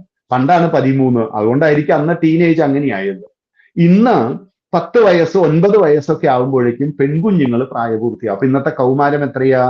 4ാം ക്ലാസ്സുകാരി 4ാം ക്ലാസ്സുകാരൻ വീട്ടിലുണ്ടെങ്കിൽ അതാണ് കൗമാരം. ഈ കൗമാരക്കാരന്റെ മനസ്സെങ്ങനെയാ? അത് കുൽസിതമാണ്, പക്വതയില്ലാത്തതാണ്, വിചാരശീലരല്ല. അന്യനോതുന്ന വാക്കുകളിൽ കുട്ടികൾ മനം മയങ്ങി പോകും. അവർക്ക് കണ്ണിന് ആനന്ദം നൽകുന്നതിന്റെ പിന്നാലെ പോകും. അവർക്ക് ഈ പപ്പി ലവ് ഉള്ള പ്രായമാണ്. അതായത് പപ്പി മനസ്സിലായല്ലോ. ഞാൻ വിചാരിച്ചു എന്റെ നായക്കുട്ടിക്ക് എന്നോടാ സ്നേഹമെന്ന്. ഞാൻ അങ്ങനെ എന്നും ബിസ്ക്കറ്റൊക്കെ കൊടുക്കും, എൻ്റെ അടുത്ത് വന്നിരിക്കും, ഞാൻ പറയുന്നൊക്കെ കേൾക്കും, കൈകൂപ്പും കൈപൊക്കും ഒക്കെ ചെയ്യും. അപ്പോൾ എന്റെ ചേട്ടൻ 2 ബിസ്ക്കറ്റ് കൊടുത്തു, ചേട്ടന്റെ പിന്നാലെ പോയി. ഈ ലവിന്റെ പേരാണ് പപ്പി ലവ്. ആരാണ് കൂടുതൽ നമ്മളെ പരിഗണിക്കുന്നത്? അവരോട് ചേർന്നിരിക്കുന്ന പ്രായമാണ് കൗമാരം. അതുകൊണ്ട് അമ്മയെ ഇഷ്ടമല്ല, അമ്മ എപ്പോഴും ഉപദേശമാണ്. അപ്പോഴാണ് ഇന്നലെ കണ്ടൊരു ചേട്ടനെ വലിയ ഇഷ്ടമാണ്, കാരണം അദ്ദേഹം നമ്മുടെ ഇഷ്ടത്തിനനുസരിച്ച് എല്ലാം പെരുമാറുന്നു. അതുകൊണ്ട് ഈ പപ്പി ലവ് ഉണ്ടാവാൻ സാധ്യതകളുണ്ട്. പൊതുവിൽ കൗമാരകാലത്തെ പ്രേമങ്ങളിൽ, ഇഷ്ടങ്ങളിൽ ഒരു ഇഷ്ടത്തിന്റെ പേര് പപ്പി ലവ് ആണ്. പിന്നെ സെന്റിമെന്റൽ ലവ് ഉണ്ട്, അങ്ങനത്തെ വ്യത്യസ്ത ലവുകളുണ്ട്. ഈ പ്രോഫിറ്റബിൾ ലവ് ഉണ്ട്, അത് കൗമാരത്തിന്റെ ലവ് ആണ്. ഏതായാലും ഈ പപ്പി ലവ്, ഇതിന്നൊക്കെ മാറണമെങ്കിൽ കൗമാരത്തിൽ കുഞ്ഞുങ്ങൾക്കൊരു വിദ്യാഭ്യാസം വേണം. ഈ കൗമാര വിദ്യാഭ്യാസമാണ് കാമാശ്രമവാസത്തിലൂടെ രാമനെ പഠിപ്പിക്കുന്നത്. കാരണം നോക്കണേ, ഭാവിയിൽ ചെങ്കോൽ പിടിക്കേണ്ടവൻ ഇപ്പോഴേ തയ്യാറാവണം. അങ്ങനെ ശ്രീരാമഭദ്രന് കാമാശ്രമവാസത്തിന്റെ ചരിതം, ശിവൻ തന്റെ ധർമ്മപത്നിയായ സതീദേവി മരണപ്പെട്ടതിന് ശേഷം തപസ് ചെയ്ത് ഇവിടെ ഇരുന്നിട്ടാണ് രാമ ഇന്ദ്രിയ നിഗ്രഹമൊക്കെ ചെയ്ത് ശിവനായത്. അപ്പൊ നോക്കിയേ, ശിവനാകാൻ ശിവൻ എന്താ ചെയ്തത്? തപസ്. അല്ലാണ്ട് ശിവൻ വെറുതെ ഇരുന്നിട്ട് സ്വിച്ച് ഞെക്കിയപ്പോ മൂളിന്ന് അനുഗ്രഹ വർഷം വരുന്നതല്ല. ഒരു പരമേശ്വരൻ ലോകത്തിന് ശിവനായി തീരാൻ വേണ്ടി പരിശ്രമിച്ചതും കണ്ടെത്തിയതുമായ വഴി തപസ്. വാൽമീകി രാമായണം ആരംഭിക്കുന്നത് തപ എന്ന ശബ്ദത്തോടു കൂടിയിട്ടാണ്. തപസ്സിനെ കുറിച്ച് മാത്രമേ വാൽമീകി രാമായണത്തിന് പറയാനുള്ളൂ. തപസ് മാത്രമാണ്. തപസ് എന്ന് പറഞ്ഞാൽ എല്ലാ ദിവസവും അവനവന്റെ ജീവിതത്തിലെ നിത്യ അനുഷ്ഠാനങ്ങൾ ചെയ്യണത് തപസ്സാണ്. ധർമ്മമാർഗത്തിൽ ജീവിച്ചാൽ അത് തപസ്സാണ്. മാത്രമല്ല, തപസ് എന്ന് പറഞ്ഞാൽ ഇന്ദ്രിയങ്ങളെ നിഗ്രഹിക്കാൻ വേണ്ടി ചെയ്യുന്ന ക്രിയകളും തപസ്സാണ്. അതുകൊണ്ട് തപസ്സിന് പലതരത്തിലുള്ള വ്യാഖ്യാനങ്ങളുണ്ട്. നമുക്ക് ഈ 3 മതി. ആ തപസ് ചെയ്ത് ഇന്ദ്രിയങ്ങളെ മുഴുവൻ അടക്കി അന്തർമുഖനായി പരമശിവൻ തപസ് ചെയ്തുകൊണ്ടിരുന്നപ്പോൾ കാമദേവനുണ്ടല്ലോ, മന്മഥൻ, ആ മന്മഥൻ തന്റെ കാമബാണം എയ്ത് ഈ ശിവന്റെ ഉള്ളിൽ ഒരു ഇന്ദ്രിയങ്ങൾ അടക്കിയിരുന്ന ശിവന്റെ ഇന്ദ്രിയങ്ങളെ തകർക്കുവാൻ വേണ്ടി ശ്രമിച്ചു. ശിവൻ 1 ക്ഷമിച്ചു, 2 ക്ഷമിച്ചു. വീണ്ടും വന്നപ്പോൾ ശിവൻ തന്റെ തൃക്കണ്ണ് തുറന്നു നോക്കിയപ്പോൾ ആ അംഗങ്ങളുള്ള മന്മഥൻ ശിവന്റെ അഗ്നിജ്വാലയേറ്റ് അനങ്കനായി. ആ വാക്കാണ് വാൽമീകി രാമായണത്തിൽ വന്ന് ശിവൻ നോക്കിയതോടുകൂടി മറ്റാളുടെ ശരീരം തന്നെ പോയി, ആളങ്ങനെ അനങ്കനായി. അതുകൊണ്ട് ഈ രാജ്യത്തിന്റെ പേര് അംഗരാജ്യം എന്നാണ് രാമ. നോക്കണേ, സ്ഥലകാലത്തിന്റെ ചരിതം പഠിപ്പിക്കുമ്പോ ആ കുഞ്ഞിലൊരു വാല്യൂ കൈമാറുന്നുണ്ട്. എന്നിട്ട് പറഞ്ഞു ഈ കാമനുണ്ടല്ലോ, ശരീരം നഷ്ടപ്പെട്ടു. കാമൻ അപ്പോഴും ഉണ്ടല്ലോ, ഉണ്ട്. ശരീരം നഷ്ടപ്പെട്ട കാമന് നീ ഏതെങ്കിലും ഒരു മാധ്യമം, ശരീരം ആവശ്യമാണല്ലോ അതെ. എങ്കിൽ ആ കാമൻ ഇപ്പോ മറ്റുള്ളവരുടെ ശരീരത്തിലാണ് ചെന്നിരിക്കുക. അപ്പൊ കാമൻ എവിടെ ഇരിക്കും ഇപ്പോ? ദിവിടെ കാമം എന്നുള്ളത് മനോഗതമാണ് അല്ലാതെ കാമം ഒരു വസ്തുവിലുമില്ല ഒരു വ്യക്തിയിലും കാമമില്ല. കാമം മനോഗതമാണ്. ഞാൻ ഒരാളെ കണ്ടപ്പോൾ കണ്ടയാളിൽ എന്റെ ഉള്ളിലുള്ള കാമം പ്രതിഫലിച്ചു. എങ്ങനെയാണ് കണ്ണാടിയിൽ തട്ടിയ ഒരു പ്രകാശം പ്രതിഫലിച്ചു വരുന്നത്, ഇതുപോലൊരു വ്യക്തിയെ കാണുമ്പോൾ എന്റെ ഉള്ളിലുള്ള കാമം അതിൽ തട്ടി എന്റെ ഉള്ളിൽ പ്രതിഫലിച്ചപ്പോൾ എനിക്ക് കാമം വന്നു. ഇതാണ് എന്റെ ഉള്ളിലുള്ള കാമം എന്നുള്ളത്. അതുകൊണ്ട് രാമനെ പഠിപ്പിക്കുകയാണ്, മനോഗതമാണ് എല്ലാ കാമങ്ങളും. മനോഗതമായ സർവകാമങ്ങളെയും നീ പരിത്യജിക്കണം ഇത് ക്ലിയർ ആണല്ലോ പറയണത്. അതുകൊണ്ട് നല്ല ഇന്ദ്രിയ നിഗ്രഹം ചെയ്യണം. നീ ലോകത്തിന് ശിവനായി തീരണം കുഞ്ഞെ. ലോകത്തിന് ശിവനാകാൻ രാമനെ പഠിപ്പിക്കുകയാണ്. പിന്നെ അപ്പൊ നോക്കൂ, ശ്രീരാമചന്ദ്രനെ, അച്ഛന്റെ സ്വഭാവം അറിയാലോ, ഇതിന്നൊക്കെ മാറി നല്ലൊരു കുഞ്ഞുണ്ടാകണം. അങ്ങനെ രാമനെ ഈ കാമാശ്രമവാസത്തിലൂടെ കൗമാര ശിക്ഷണമൊക്കെ കൊടുത്ത് എങ്ങനെയാണോ ലോകത്തിന് ശിവനായി തീരാൻ ഒരു രാമനെ ഉണ്ടാക്കിയെടുക്കുക. രാമന്റെ ഉള്ളിലുള്ളതല്ല എല്ലാ കഴിവുകളും പുറത്തു കൊണ്ടുവരികയാണ്. അത് കഴിഞ്ഞു രാമനെയും കൊണ്ട് പിന്നെ പോകുന്നത് താടകാവധമാണ്. താടകാവധം നിയതി നിയോഗിച്ച രാമന്റെ ജീവിതത്തിലെ ഏറ്റവും വലിയ വെല്ലുവിളിയാണ്. കാരണം അവിടെയാണ് രാമന്റെ ഉള്ളിലുള്ള സഞ്ചിത സംസ്കാരങ്ങളൊക്കെ പുറത്തു വരുന്ന രംഗമാണ് താടകാവധം എന്നുള്ളത്. ഒന്ന്, സ്ത്രീവധത്തിൽ രാമൻ എപ്പോഴും ശങ്കയുള്ളവനാണ്. അതുകൊണ്ട് താടകയെ രാമൻ വധിക്കില്ല എന്ന് വിശ്വാമിത്രന് നല്ല അറിവുണ്ട്. എന്നാലും വെറുതെ പറഞ്ഞു, രാമ നീ താടകയെ വധിക്കും, സ്ത്രീയാണെന്ന് വിചാരിച്ച് മടിച്ചു നിൽക്കരുത്. പണ്ട് വിഷ്ണു സ്ത്രീയെ കൊന്നിട്ടുണ്ട്, ഇന്ദ്രൻ കൊന്നിട്ടുണ്ട്, പല രാജാക്കന്മാരും അങ്ങനെ കൊന്നിട്ടുണ്ട്, ക്ഷത്രിയ രാജാക്കന്മാർ അങ്ങനെ ചെയ്തിട്ടുണ്ട്. എന്തിനാന്ന് വെച്ചാൽ ഉള്ളിലുള്ള ശങ്ക മാറി ഇത് കൊല്ലണല്ലോ ഇവൻ. അപ്പോഴും ഇദ്ദേഹത്തിന് അറിയാം അവൻ കൊല്ലില്ല. കാരണം നമ്മുടെ കുഞ്ഞുങ്ങളുടെ സ്വഭാവമൊക്കെ നമുക്കറിയാം. എത്ര ഉപദേശം കൊടുത്താലും ഇതൊന്നും മാറാൻ സാധ്യതയില്ല. എന്നാലും വിശ്വാമിത്രൻ പറഞ്ഞുകൊണ്ടിരുന്നു. താടക വന്നു. താടകയെ കണ്ടപ്പോഴാ രാമൻ പറഞ്ഞത് ലക്ഷ്മണനോട്, കൊല്ലണ്ട, സ്ത്രീയല്ലേ എന്ന് പറഞ്ഞു, പാവം പൊക്കോട്ടെ എന്നൊക്കെ പറഞ്ഞു. ഈ അതിമാർദ്ദവമുള്ള ഈ സ്വഭാവം കൊണ്ട് രാജ്യം ഭരിക്കാൻ പറ്റില്ലെന്നും പ്രജാപരിപാലനം ചെയ്യുമ്പോൾ നല്ല ചങ്കുറപ്പ് വേണം, കരുത്ത് വേണം, പ്രജാലക്ഷണം ചെയ്യുമ്പോൾ രക്ഷാശിക്ഷ നിയമങ്ങൾ ചെയ്യുമ്പോൾ സ്ത്രീയോ പുരുഷനോ എന്നും നോക്കാതെ കർത്തവ്യം ചെയ്യണം രാമ എന്ന് പറഞ്ഞിട്ടൊന്നും ഈ ഭാവത്തിന് മനസ്സിലാവുന്നില്ല. വീണ്ടും വീണ്ടും വിശ്വാമിത്രൻ ഇനി പറയുന്ന വാക്ക് ശ്രദ്ധിക്കണേ, നിരാശയില്ലാതെ വീണ്ടും വീണ്ടും പറയുകയാണ്. ഇവിടെയാണ് നമ്മുടെ പ്രശ്നം. നമുക്ക് പറയുമ്പോഴേക്കും നിരാശ വരും. എന്നിട്ട് 10ാം ക്ലാസ്സിൽ പഠിക്കുന്ന കുട്ടിയുടെ അമ്മ പറയാ, വേണമെങ്കിൽ പഠിച്ചോട്ടെ. ആർക്ക് വേണമെങ്കിൽ? കുട്ടികൾക്ക് വേണ്ട. നോക്കൂ, കുട്ടികളെ നിരാശയില്ലാതെ പറഞ്ഞുകൊണ്ടിരിക്കണം. നമ്മളൊക്കെ ഡിഗ്രിക്ക് പഠിക്കുന്ന കാലത്തും 4ാം ക്ലാസ് വരെ പഠിച്ച നമ്മുടെ അച്ഛൻ പഠിക്ക് പരീക്ഷയല്ലേ നിർബന്ധിക്കണമെന്ന്. ഈ നിർബന്ധം നടത്തേണ്ടവർ നിരാശ കാണിക്കരുത്. മാത്രമല്ല കുട്ടികളുടെ സ്വഭാവത്തിനനുസരിച്ച് വേണം. ഈ രീതിയാണ് വിശ്വാമിത്രൻ രാമനോട് ചെയ്ത് രാമനെ അവസാനം താടകാവധം ചെയ്തു. രാമന്റെ ഉള്ളിലുള്ള ക്ഷത്രിയന്മാർക്ക് ബാധിച്ച സദ്ഗുണ വൈകൃതം മാറ്റി രാമന്റെ ഉള്ളിൽ ചങ്കുറപ്പുണ്ടാക്കി, രാമന്റെ ഉള്ളിൽ പ്രജാപരിപാലനത്തിന് വേണ്ട ട്രെയിനിങ് കൊടുത്തു, രാമന്റെ ഉള്ളിൽ ആ കരുത്തുണ്ടാക്കി കൊടുത്തു കഴിഞ്ഞപ്പോൾ അങ്ങനെ രാമന് അന്നത്തെ ദിവസം അവിടെ താമസിപ്പിച്ച് 55 അസ്ത്രങ്ങൾ കൊടുക്കുകയാണ്. ഏറ്റവും നൂതനമായ സാങ്കേതിക വിദ്യയാണ് അന്നത്തെ ഈ 55 അസ്ത്രങ്ങൾ. അത് മനസ്സിലാക്കണം നമ്മൾ.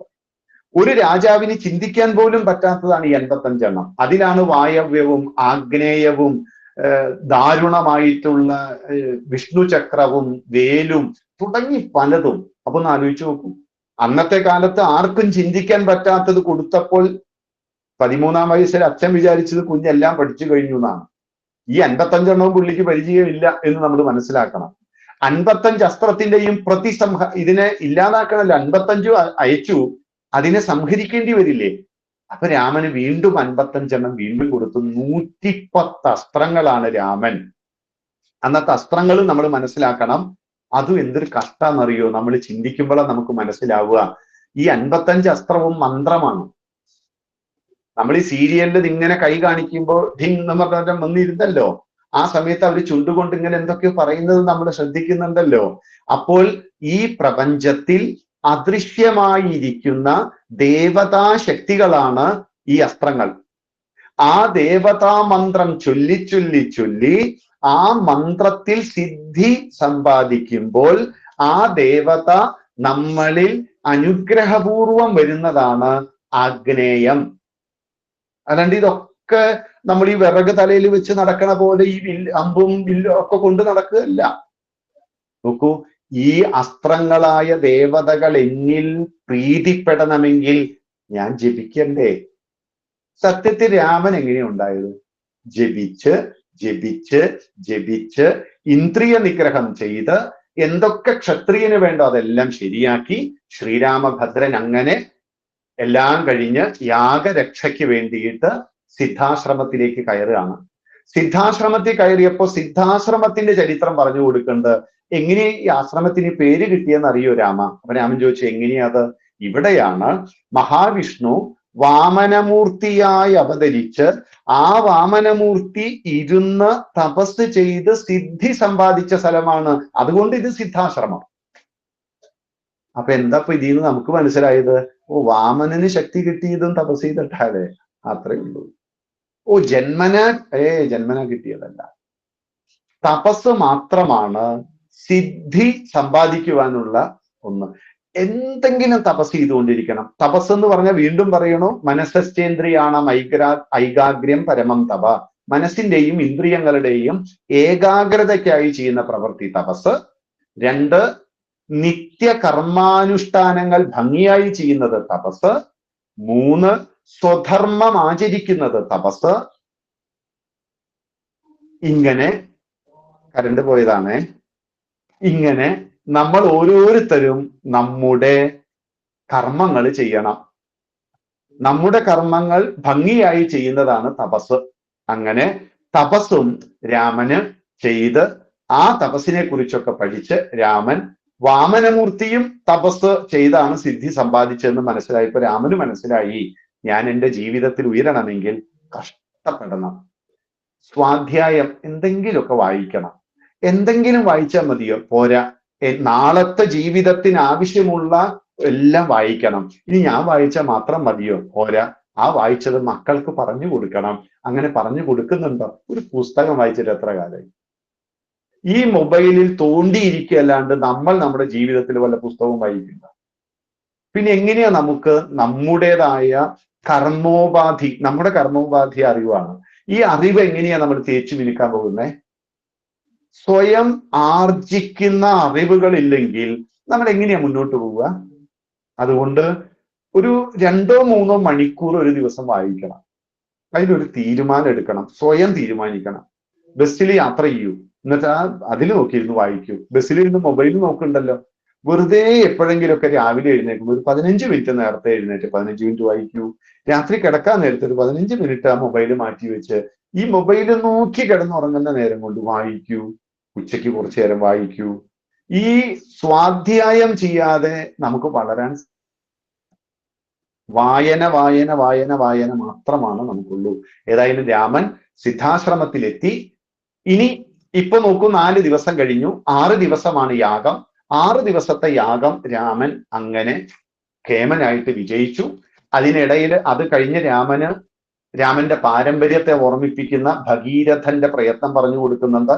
സകര മഹാരാജാവിനെ കുറിച്ച്, അംശുമാനെ കുറിച്ച്, അസമഞ്ജനെ കുറിച്ച്, ഭഗീരഥനെ കുറിച്ച്, ദിലീപ മഹാരാജാവിനെ കുറിച്ച്, എല്ലാ സുമതി മഹാരാജാവിനെ കുറിച്ച് എല്ലാ ചരിതവും പറഞ്ഞു കൊടുത്ത് പാരമ്പര്യത്തിൽ അഭിമാനം, സ്വന്തം രാഷ്ട്രത്തെ പറ്റിയുള്ള പഠനങ്ങള്, ഇങ്ങനെ മൊത്തം നമ്മുടെ നാട്ടിൽ എന്തൊക്കെ സബ്ജക്റ്റ് ഉണ്ടോ, എന്തൊക്കെ വിദ്യകളുണ്ടോ എല്ലാം പഠിപ്പിച്ചു കഴിഞ്ഞപ്പോഴേക്കും രാമൻ ഒരു നോട്ടം കൊണ്ടുപോലും മറ്റുള്ളവരെ പരിപൂതനാക്കാനുള്ള കഴിവ് നേടി. 2 വാക്ക് പറഞ്ഞ് അവസാനിപ്പിച്ചു. ആ നോട്ടം കൊണ്ട് ഒരാളെ പരിപൂതനാക്കാൻ, മോക്ഷം കൊടുക്കാൻ പറ്റുന്ന ഒരു ബാലകരാമൻ സൃഷ്ടിക്കപ്പെടുകയാണ്. നോക്കൂ, ഈ ബാലകരാമന്റെ പരിപൂർണ ഭാവമാണ് അഹല്യാമോക്ഷം. അഹല്യാദേവിക്ക് കണ്ണുകൊണ്ട് കണ്ണോട്ടം നൽകി ദർശനം കൊണ്ട് രാമന്റെ മഹിമ മനസ്സിലായപ്പോഴേക്കും അഹല്യ പരിപൂതയായി. ഈ അഹല്യാദേവിക്ക് മോക്ഷം കൊടുത്തു നിൽക്കുന്ന വിരാട് സ്വരൂപത്തിന്റെ പേരാണ് ബാലകരാമൻ. എങ്ങനെയാ ബാലകരാമൻ ഉണ്ടായത്? വെറുതെ അങ്ങോട്ട് നമ്മൾ പുട്ട് കുറ്റിയിൽ കുറച്ച് പീരിയൊക്കെ ഇട്ട് കുറച്ച് പൊടിയൊക്കെ ഇട്ട് പുട്ടുണ്ടാക്കണ പോലെ രാമൻ ഉണ്ടാക്കിയതാണോ? നമ്മുടെ കുഞ്ഞുങ്ങൾ രാമനാകണം എന്ന് പറയുമ്പോൾ അതിന്റെ അർത്ഥം കഷ്ടപ്പെട്ട് അവനവന്റെ ജീവിതത്തിൽ അവനവൻ സ്വീകരിച്ചിട്ടുള്ള ധർമ്മമാർഗം എന്താണെന്ന് മനസ്സിലാക്കി സ്വന്തം നാട്, സ്വന്തം പാരമ്പര്യം, സ്വന്തം കഴിവുകള്, സ്വന്തം ഗുണങ്ങള്, തപസ്, സ്വാധ്യായം, എല്ലാ കാര്യങ്ങളും കഷ്ടപ്പെട്ട് ചെയ്ത്, കഷ്ടപ്പാടുണ്ട്, വിഷമമുണ്ട്, സങ്കടമുണ്ട്, ജീവിതത്തിൽ പലതും മാറ്റിവെക്കണം. ഇഷ്ടപ്പെട്ടവരോടുള്ള സഹവാസം, സഹയോഗം ഒക്കെ ചിലപ്പോൾ കുറച്ച് സമയമൊക്കെ മാറ്റിവെക്കണം. മൊബൈൽ ഫോൺ ചുരുങ്ങിയത് ഒരു 2 മണിക്കൂറെങ്കിലും മാറ്റിവെക്കണം. ഇങ്ങനെ സ്വയാർജിതമായ അറിവ് കൊണ്ട് ലോകത്തിൽ രാമന്മാരാകാൻ നമ്മൾ നമ്മുടെ മക്കളെ പ്രാപ്തരാക്കണം. അതാണ് ഈ 10 ദിവസത്തെ ട്രെയിനിങ്. ചുരുക്കി പറഞ്ഞാൽ എ സക്സസ്ഫുൾ മാൻ, അങ്ങനെ പറഞ്ഞാലേ വലിയ ഇഷ്ടമൊക്കെ ഉണ്ടാവുള്ളൂ, അങ്ങനെ പറഞ്ഞതിൽ ഒരു സുഖം ഉണ്ടാവില്ല. ഒരു സക്സസ്ഫുൾ ആയ പുരുഷൻ എങ്ങനെയാണ്? ഈ മാൻ എന്ന് പറഞ്ഞാൽ, പുരുഷൻ എന്ന് പറഞ്ഞാൽ സ്ത്രീയും പുരുഷനും ഒക്കെ ഒന്ന് കേട്ടോ. ഈ വലിയ ശബ്ദത്തിൽ പുരുഷനെ എടുക്കണം, ആണ് പെണ്ണെന്നല്ല. എങ്ങനെയാണ് ഒരു വ്യക്തി ജീവിതത്തിൽ സക്സസ്ഫുൾ ആവുന്നത്? ഇവിടെയാണ് രാമൻ എന്ന് പറയുന്ന വ്യക്തിത്വം സക്സസ്ഫുൾ ആണ്. എങ്ങനെ സക്സസ്ഫുൾ ആയി? ജീവിതത്തിൽ വരുന്ന സകല പ്രതിബന്ധങ്ങളെയും അദ്ദേഹം അവസരങ്ങളാക്കി എടുത്തു. തനിക്ക് ഉയരാനുള്ള അവസരമാണെന്ന് മനസ്സിലാക്കി. നേരത്തെ പറഞ്ഞ തിതിക്ഷ എന്ന് പറയുന്ന ജീവിതത്തിന്റെ അവസ്ഥയെ നല്ല പോലെ അദ്ദേഹം മനസ്സിലാക്കി തന്റെ ജീവിതത്തെ ഉയർത്തി. അതിന് ധാരാളം ഗുരുക്കന്മാരുടെ, ആചാര്യന്മാരുടെ ഒക്കെ അദ്ദേഹത്തിന് അനുഗ്രഹങ്ങൾ ഉണ്ടായിരുന്നു. ആ അനുഗ്രഹങ്ങൾ നമുക്കും കിട്ടട്ടെ. ഇനി അനുഗ്രഹം കിട്ടണത് നോക്കിയിരിക്കാതെ അനുഗ്രഹം തരാൻ പറ്റുന്ന ആ പാതാരവിന്ദങ്ങൾ ധാരാളമുണ്ട് നമ്മുടെ നാടുകളിൽ. അവിടെയൊക്കെ ചെന്ന് ഗുരുസവിധത്തിലിരുന്ന് നമ്മുടെ ഈ ധർമ്മം നല്ലപോലെ അറിഞ്ഞും പഠിച്ചും പഠിപ്പിച്ചും നമുക്ക് ഈ ഒരു കർമ്മം ഏറ്റെടുത്ത കാര്യം ഏറ്റവും നന്നായി ചെയ്യാൻ സാധിക്കട്ടെ എന്ന് മാത്രം പറഞ്ഞ് ഏതാണ്ട് ഞാൻ നിർത്തണം എന്ന് വിചാരിച്ചെടുത്ത് നിർത്തിയില്ലെങ്കിലും 1 മണിക്കൂറും 1 മിനിറ്റോ അതുകൊണ്ട് പറഞ്ഞിട്ടുണ്ടോ, അല്ലെങ്കിൽ 1 മണിക്കൂർ പറഞ്ഞു. ഈ പറഞ്ഞ കാര്യത്തെ സംബന്ധിച്ച് എന്തെങ്കിലും ചർച്ച ചെയ്യേണ്ടതുണ്ടെങ്കിൽ ചർച്ച ചെയ്യാം. കേട്ടിരുന്ന എല്ലാവർക്കും വളരെ പ്രേമപൂർണമായ നമസ്കാരം. ചേട്ടാ, ഒരുപാട് നന്ദി. വാക്കുകളുടെ ഒരു പെരുമഴയായിരുന്നു. അതോടൊപ്പം ഓരോ വാക്കുകൾക്കിടയിലെയും അർത്ഥവ്യാപ്തി അതിലും ഗംഭീരമായിരുന്നു. എന്തായാലും രാമായണത്തിന്റെ കവിതകളോ രാമന്റെ ചരിത്രമോ ഇവിടെ ഒന്നും അവസാനിക്കുന്നതല്ല. കേവലം ബാലരാമനിലേക്ക് എത്തിയിട്ടേ ഉള്ളൂ. ഒരുപാട് കാര്യങ്ങൾ കേൾക്കാനുണ്ട്, ഒരുപാട് കാര്യങ്ങൾ അറിയാനുണ്ട്. വരാൻ പോകുന്നത് കർക്കിടക മാസം രാമന്റെ രാമായണ കഥകളും അതുപോലെ തന്നെ ഭക്തിഗീതങ്ങളും ഒക്കെ ഭക്തിയോടെ എല്ലാവരും നമ്മുടെ ഹൈന്ദവ സമൂഹം ഏറ്റെടുക്കുന്ന ഒരു കാലഘട്ടമാണ്. ഈ സമയത്ത് ഈ രാമന്റെ പ്രസക്തി കുറച്ചും കൂടി വർദ്ധിക്കുന്നതാണ്. സതീശന്റെ ക്ലാസ്സുകൾ ഇനിയും ആവർത്തിക്കണം എന്നൊരു അഭ്യർത്ഥനയാണ്. തീർന്നിട്ടില്ല സതീശന്റെ സമയം. കാരണം കർക്കിടക മാസത്തിൽ സതീശൻജി ഒരുപാട് കാര്യങ്ങൾ ഏറ്റെടുത്തിട്ടുണ്ട് നേരത്തെ. അപ്പൊ അതുകൊണ്ട് തന്നെ ഇതിൽ അവസാനിക്കുന്നില്ല എന്ന് വിചാരിക്കുന്നു. സതീശിയുടെ സമയം പോലെ അറിയിക്കുക, നമുക്ക് തുടർന്ന് കേൾക്കേണ്ടതുണ്ട്. എന്തായാലും ഔദ്യോഗികമായി ഞാൻ സതീശിക്ക് നന്ദി പറയുന്നു. പക്ഷേ ഒരുപാട് സംശയങ്ങളും ഒരുപാട് അഭിപ്രായങ്ങളൊക്കെ ആളുകൾക്ക് പറയാനുണ്ട്. ഒരു 10 മിനിറ്റ് കൊണ്ട് അതുകൂടി നമുക്ക് കേട്ടുകൊണ്ട് അവസാനിപ്പിക്കാം. പറയുന്നവർ ഒരുമിച്ച് പറയരുത്, ഓരോരുത്തരായിട്ട് പറയുക, ചോദിക്കുന്ന കാര്യങ്ങൾ ചോദിക്കുക, എന്നിട്ട് നമുക്ക് ഇത് അവസാനിപ്പിക്കാം. സതീശിയുടെ ലാസ്റ്റ് വാക്കിംഗ്. ഓക്കെ. നമസ്കാരം സാറേ. എനിക്ക് ചോദിക്കാനുള്ള ഒരു കാര്യം എന്ന് പറഞ്ഞു കഴിഞ്ഞാൽ, ദശരഥന് ആദ്യം കൗസല്യയിൽ ഒരു മകളുണ്ടായി, ശാന്ത എന്ന് പറയുന്ന മകള്. അതിനെപ്പറ്റി ഒന്ന് വിശദീകരിച്ചു തരാമോ?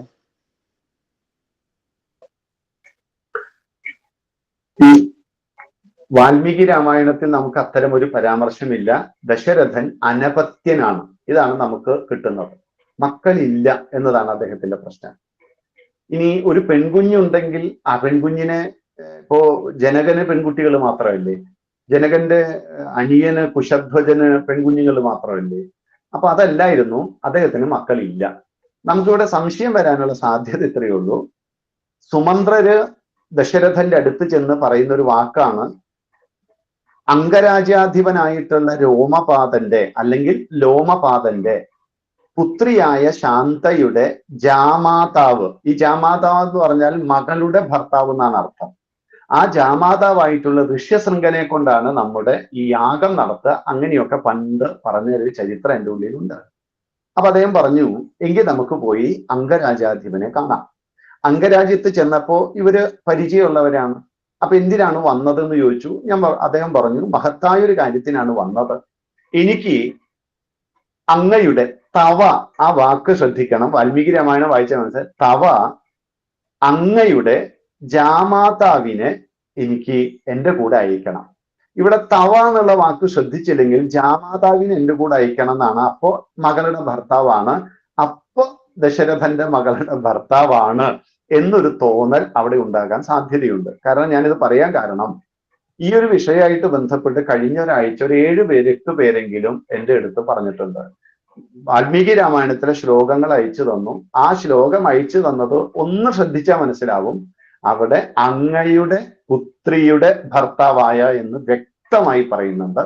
അതുകൊണ്ട് കൗസല്യ പറയുന്നുണ്ട്, എനിക്ക് ഇത്ര കാലം മക്കളില്ല എന്നുള്ളൊരു ദുഃഖം ഉണ്ടായിരുന്നുള്ളൂ രാമ. മനസ്സിലാക്കണേ, മക്കളില്ലെങ്കിൽ ഇല്ല എന്നുള്ള ദുഃഖമുള്ളൂ. ഇപ്പൊ ഉണ്ടായിട്ട് നീ എന്നെ ഉപേക്ഷിച്ച് പോവുകയാണെങ്കിൽ ഇതിന് ഭേദം ഇല്ലാതിരിക്കുകയായിരുന്നു. അതിന്റെ അർത്ഥം അവർക്ക് മക്കളില്ല എന്നതാണ്. ദശരഥന് നേരിട്ട് മക്കൾ ഉണ്ടാകാൻ എന്ത് ബുദ്ധിമുട്ടുള്ളത് കൊണ്ടാണ് അന്നത്തെ ശാസ്ത്രീയമായ രീതി അനുസരിച്ച് പുത്രകാമേഷ്ടി ചെയ്യേണ്ടി വന്നത്. അപ്പൊ അദ്ദേഹത്തിന്റെ പ്രശ്നം കൊണ്ടാണ്, അല്ലെങ്കിൽ 3 പേർക്കും പ്രശ്നമൊക്കെ പറയേണ്ടി വരും. അതുകൊണ്ട് ഒരു കാര്യം മനസ്സിലാക്കൂ, രാമായണത്തിൽ ദശരഥന് മക്കൾ ഇല്ലായിരുന്നു. അതിനു വേണ്ടിയിട്ടാണ്, മക്കൾ ഉണ്ടാകാനാണ് അദ്ദേഹം പുത്രകാമേഷ്ടി ചെയ്തത്. ശാന്ത അംഗരാജാധിപനായ ലോമപാദന്റെ മകളാണ്. ആ മകൾക്കാണ് ഋഷ്യശൃംഖനെ അയച്ചത്. നമസ്തേ. എനിക്ക് പറയാനുള്ളത്, താടക ഒരു വലിയൊരു കല്ലാണെന്നാ പറയുന്നത്. അപ്പോ അങ്ങനെ ഒരു അവിശ്വസനീയമായ ഒരു രംഗമല്ലേ അത്. ശരിക്കും പറഞ്ഞാൽ ഒരു സ്ത്രീ അങ്ങനെ ഒരു പാപം ചെയ്തതിന് ശേഷം ഒരു കല്ലായി മാറിയതോ, അല്ലെങ്കിൽ കല്ല് സങ്കല്പമായി അവരുടെ ജീവിതം ഒരു കല്ല് പോലെ ആയ രീതിയോ, എന്താണ് അത്? കുറെ തർക്കങ്ങൾക്കിടയാവുന്നുണ്ട്. അപ്പോ അത് എന്താണെന്നൊന്ന് വിശദീകരിക്കാമോ? അഹല്യയുടെ കാര്യല്ലേ ഉദ്ദേശിക്കണേ? അതെ അതെ. അഹല്യ, താടകയല്ല. അല്ല സോറി, അഹല്യാണ്. കുഴപ്പമില്ല, എനിക്ക് മനസ്സിലായി. നോക്കൂ, ഈ വാൽമീകി രാമായണത്തിൽ ഗൗതമൻ തന്റെ ധർമ്മപത്നിയായ അഹല്യയെ ശപിക്കുന്നുണ്ട്. ആ ശാപം വാൽമീകി രാമായണത്തിൽ ഇങ്ങനെയാണ്: ഇഹ ഇവിടെ വാതഭക്ഷ നിരാഹാര. വാതഭക്ഷ എന്ന് പറഞ്ഞാൽ വായു ഭക്ഷിച്ച്. ഈ തപസ് ചെയ്യുന്നവർക്ക് പലപ്പോഴും ഈ പ്രാണായാമമായിരിക്കാം അവരുടെ അന്നം. വാതഭക്ഷ നിരാഹാര, ഒന്നും ആഹരിക്കാതെ. തപ്യന്തി ഭസ്മശായിനി, തപിച്ച് ഈ വെറും മണ്ണിൽ, ഭസ്മത്തിൽ, ഈ പൊടിയിൽ, ഇവിടെ ഭസ്മശായിനി അദൃശ്യ സർവഭൂതാനാം, സർവഭൂതങ്ങൾക്കും അദൃശ്യയായി. ആശ്രമേസ്മിൻ വസിഷ്യസി, ആശ്രമത്തിൽ വസിച്ചു കൊള്ളുക. ഇവിടെ ശിലാഭൂത്വ എന്നല്ല വാക്ക്, മറിച്ച് നിരാഹാര എന്നതാണ് ആ മന്ത്രം. അതുകൊണ്ട് വാൽമീകി രാമായണത്തിൽ അഹല്യ കല്ലല്ല. പിന്നെ അവര് ആരാലും കാണപ്പെടാതെ ആശ്രമത്തിന്റെ ഉള്ളിൽ കല്ലുപോലെ ഇരുന്നു എന്ന് പറഞ്ഞത്, അനങ്ങാതെ ഇരുന്ന് അവരവർ ചെയ്തു പോയ തെറ്റിന് പാപം പിടിച്ച അമ്മ പ്രായശ്ചിത്ത കർമ്മം മന്ത്രരൂപത്തിൽ മന്ത്രം ചൊല്ലി തപസ് ചെയ്ത അമ്മ പരിപൂർണയാവുകയാണ്. അതുകൊണ്ട് അഹല്യാദേവി വാൽമീകി രാമായണത്തിൽ കല്ലല്ല. അധ്യാത്മരാമായണം മൂലം നോക്കിയാലും മൂലത്തിലും കല്ലായിട്ട് ശാപമില്ല. ശപിക്കുന്ന ശ്ലോകം അധ്യാത്മരാമായണം മൂലത്തിലെടുത്താലും അവിടെയും കല്ലില്ല. പക്ഷെ അധ്യാത്മരാമായണം മൂലത്തിൽ ശ്രീരാമചന്ദ്രനെ ജനകന്റെ മിഥിലയിൽ ചെന്ന് വിശ്വാമിത്രൻ പരിചയപ്പെടുത്തുന്ന സമയത്ത് അഹല്യയുടെയും ഗൗതമന്റെയും പുത്രനായിട്ടുള്ള ശതാനന്ദൻ മുൻനിർത്തി പറയുന്നുണ്ട്, കല്ലുപോലെ ഇരുന്ന അഹല്യയ്ക്ക് മോക്ഷം കൊടുത്തവനാണ് രാമൻ എന്ന് പറയുന്നുണ്ട്. കല്ലുപോലെ ഇരുന്നവനാണ്, ഇരുന്ന അമ്മയാണെന്ന് വെച്ചാൽ തപസ് ചെയ്ത് അവർക്ക് പുറത്തിറങ്ങാൻ പറ്റില്ല, അവിടെ തന്നെയാ പാവം ഇരുന്നത്. എത്ര കാലം അവർ ചെയ്ത തപസ്. അതുകൊണ്ട് മൂലഗ്രന്ഥത്തിനും ഇല്ല. പക്ഷെ കിളിപ്പാട്ടൊക്കെ വരുമ്പോൾ ചിലപ്പോൾ കല്ലൊക്കെ ഉണ്ടായിന്ന് തോന്നിയിട്ടുണ്ടാവാം. അല്ലെങ്കിൽ നൃത്തശില്പത്തിന് കല്ല് വേണം, അല്ലെങ്കിൽ ബാലരമയും ബാലമംഗളവും പൂമ്പാറ്റയിലൊക്കെ ഉണ്ടാവാം. പക്ഷെ വാൽമീകി രാമായണത്തിൽ അവർ കല്ലല്ല, തെറ്റ് ചെയ്തു. ആ തെറ്റ് അറിഞ്ഞ് ചെയ്തു തന്നെയാണ് കേട്ടോ. നമ്മൾ അതിനെ ഒരിക്കലും ഇങ്ങനെ പൊടി തട്ടി ഭംഗിയാക്കാനൊന്നും നോക്കണ്ട. തെറ്റ് ചെയ്തു. തെറ്റ് ചെയ്താൽ പ്രശ്നമൊന്നുമില്ല. അതിനുവേണ്ടി പ്രായശ്ചിത്ത കർമ്മം ചെയ്ത് തപസ് ചെയ്ത് അവര് പരിപൂതയായി. അതുകൊണ്ട് അഹല്യ കല്ലല്ല. നന്ദി സാറേ, നന്ദി. നമസ്തേ സതീഷ് ജി. രാമായണത്തില് അതൊന്ന് താങ്കളുടെ ഇതിൽ പറഞ്ഞില്ല എങ്കിലും സംശയം ചോദിക്കുകയാണ്. ഈ രാമൻ ധർമ്മത്തിന്റെ പ്രതീകമായിട്ട് നമ്മൾ കണക്കാക്കുന്നുണ്ടല്ലോ. അപ്പോൾ ഈ വനവാസത്തിന് പോകുന്ന സമയത്ത് പിതാവിനെ സംരക്ഷിക്കാതെ പോയത് കൊണ്ടാണ് പിതാവിന് മരണം സംഭവിക്കേണ്ടി വന്നത്. അപ്പോൾ എന്തുകൊണ്ടായിരിക്കും രാമൻ അങ്ങനെ ചെയ്തത്? 2-3 സന്ദർഭങ്ങൾ വേറെയും ഉണ്ട്. ഇതാണ് ഒരു സംശയം. ഈ രാമന്റെ വനവാസ കാരണത്തെ സംബന്ധിച്ച് രാമൻ ഭരതനോട് പറയുന്ന ഒരു വാക്കുണ്ട്. അത് അയോധ്യാകാന്ഡത്തില് 107ാമത്തെ സർഗം ആണെന്നാണ് എൻ്റെ അറിവ്. അവിടെ പറയുന്നുണ്ട്, ഞാൻ വനവാസത്തിന് വരാൻ കാരണം നമ്മുടെ അച്ഛൻ നിന്റെ അമ്മയായ കൈകേയി ദേവിയെ വിവാഹം കഴിക്കുമ്പോൾ കേകേയ രാജാവിന് കൈകേയി പുത്രന് രാജ്യം കൊടുക്കാമെന്നൊരു പ്രതിജ്ഞ ചെയ്തിരുന്നു എന്ന് പറയുന്നുണ്ട്. അപ്പോ ഈ പ്രതിജ്ഞ പാലിക്കാൻ വേണ്ടിയിട്ട് പിതൃ സത്യപാലനത്തിനാണ് ഞാൻ കാട്ടിൽ വന്നത്. അതായത് അച്ഛന്റെ സത്യത്തെ പാലിക്കാനാ വരുന്നത്, അല്ലാണ്ട് സ്വന്തം വാശിക്കല്ല രാമൻ പോകുന്നത്. അന്നത്തെ കാലത്ത് സത്യപാലനം എന്നത് വേണം. അതുകൊണ്ടാണ് ദശരഥൻ, ഇത് ഭയന്നിട്ടാണ് ദശരഥൻ രാമനെ യുവരാജാവാക്കാൻ നാളെ തന്നെ വേണമെന്ന് പറഞ്ഞ് വാശി പിടിച്ചത്. ഇത് ഭയന്നിട്ടാണ് ദശരഥൻ ഭരതനെയും ശത്രുഘ്നെയും ക്ഷണിക്കാതെ നാളെ തന്നെ രാമന്റെ സിംഹാസനാരോഹണം പറഞ്ഞത്. ഇത് ഭയന്നിട്ടാണ് അദ്ദേഹം കേകേയനെയും സീതയുടെ പിതാവായിട്ടുള്ള ജനകനെയും ഈ സിംഹാസനാരോഹണ ചടങ്ങിൽ വിളിക്കാതിരുന്നത്. കാരണം അദ്ദേഹത്തിന് ഭയപ്പാടുണ്ട്. സത്യം ചെയ്ത രാജാവ് സത്യവിരുദ്ധനായി പ്രവർത്തിച്ചാൽ ഉണ്ടാകുന്ന പ്രശ്നമുണ്ട്. പക്ഷെ മറുഭാഗത്ത് പുത്രസ്നേഹമുണ്ട്. രാമൻ ഈ കാര്യം അറിയാവുന്നത് കൊണ്ട് രാമനോട് ദശരഥൻ തന്നെ ഈ പ്രശ്നം പറഞ്ഞത്, അമ്മ എൻ്റെ ഉള്ളിൽ ഇങ്ങനത്തെ ചില പ്രശ്നങ്ങൾ ഉള്ളത് കൊണ്ടാണ് ഞാൻ ഭരതനെ വിളിക്കാത്തത്, നാളെ തന്നെ നടത്തുന്നത്. രാമന് വലിയ വിഷമായിരുന്നു അത് സത്യത്തിൽ. കാരണം സത്യപാലനം ജീവിതവ്രതമാക്കിയ, ധർമ്മം ജീവിതവ്രതമാക്കിയ രാമന് അച്ഛന്റെ സത്യം പാലിക്കേണ്ട കാര്യമുണ്ട്. അതുകൊണ്ട് രാമൻ പുത്രധർമ്മം തന്നെയാണ് ചെയ്തത്. കാരണം പിതൃവാക്യ പാലനം പുത്രധർമ്മമാണ്. അതും രണ്ട് രാജ്യങ്ങൾ തമ്മിലുള്ള കരാറാണ്, രണ്ട് രാജാക്കന്മാർ തമ്മിലുള്ള കരാറാണ്, രണ്ട് പാരമ്പര്യങ്ങൾ തമ്മിലുള്ള കരാറാണ്. അതുകൊണ്ട് തന്നെ രാമന്റെ ജീവിതത്തിൽ വ്യക്തിപരമായുള്ള കരാറിനേക്കാൾ വലുതാണ് രാജധർമ്മം. നമ്മുടെ രണ്ട് രാജ്യങ്ങൾ തമ്മിലുള്ള കരാറിന്റെ പേരിലാണ് രാമൻ വന്നത്. അതുകൊണ്ട് രാമൻ തൻ്റെ പുത്രധർമ്മം, തൻ്റെ സാമാജികം, രാഷ്ട്രം, അച്ഛന്റെ വാക്ക് പാലിക്കാൻ തന്നെയാണ് വന്നത്. അല്ലാതെ അച്ഛന്റെ വാക്കിന് വിരുദ്ധമായിട്ടല്ല രാമൻ വന്നത്.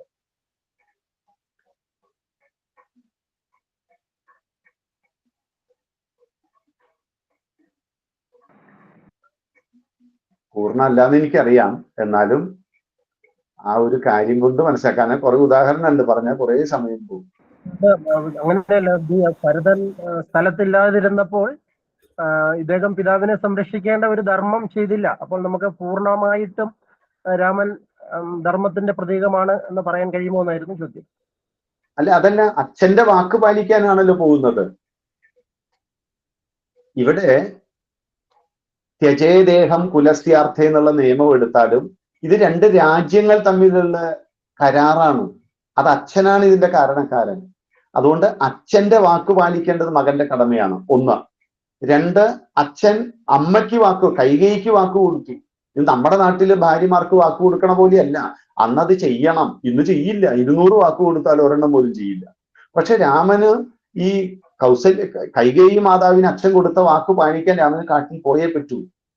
അതുകൊണ്ട് തന്നെ രാമന്റെ അവിടുത്തെ ധർമ്മം പിതൃവാക്യ പാലനമാണ്. ആ പിതൃവാക്യത്തെ, സത്യത്തെ പാലിച്ച് ഒരു വലിയ, ഇവർ രണ്ടുപേരും വ്യക്തികൾ മാത്രമല്ല, വലിയ പാരമ്പര്യത്തിന്റെ, ഇക്ഷ്വാകു തുടങ്ങി വലിയ പാരമ്പര്യത്തിന്റെ ഭാഗമായി സത്യപാലനം ഇന്നും ചെയ്തവരാണ്. ആ സത്യപാലനമാണ് രാമൻ ചെയ്യുന്നത്. അത് പിതൃവാക്യ പാലനമാണ്.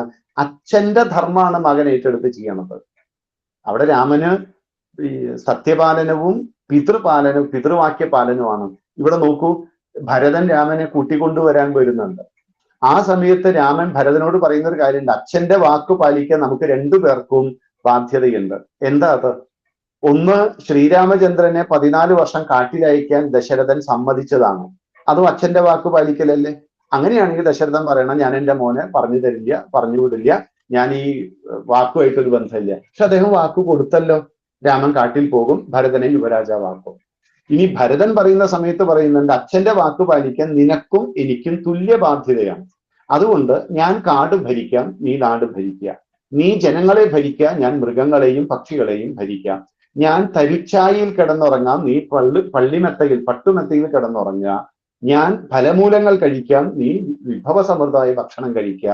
കാരണം അച്ഛൻ പറഞ്ഞിട്ടുണ്ട് നിന്നോട് രാജ്യം ഭരിക്കാനും, അച്ഛൻ പറഞ്ഞിട്ടുണ്ട് എന്നോട് വനവാസത്തിന് പോകാനും. അപ്പോഴും അത് പിതൃവാക്യ പാലനമാണ്.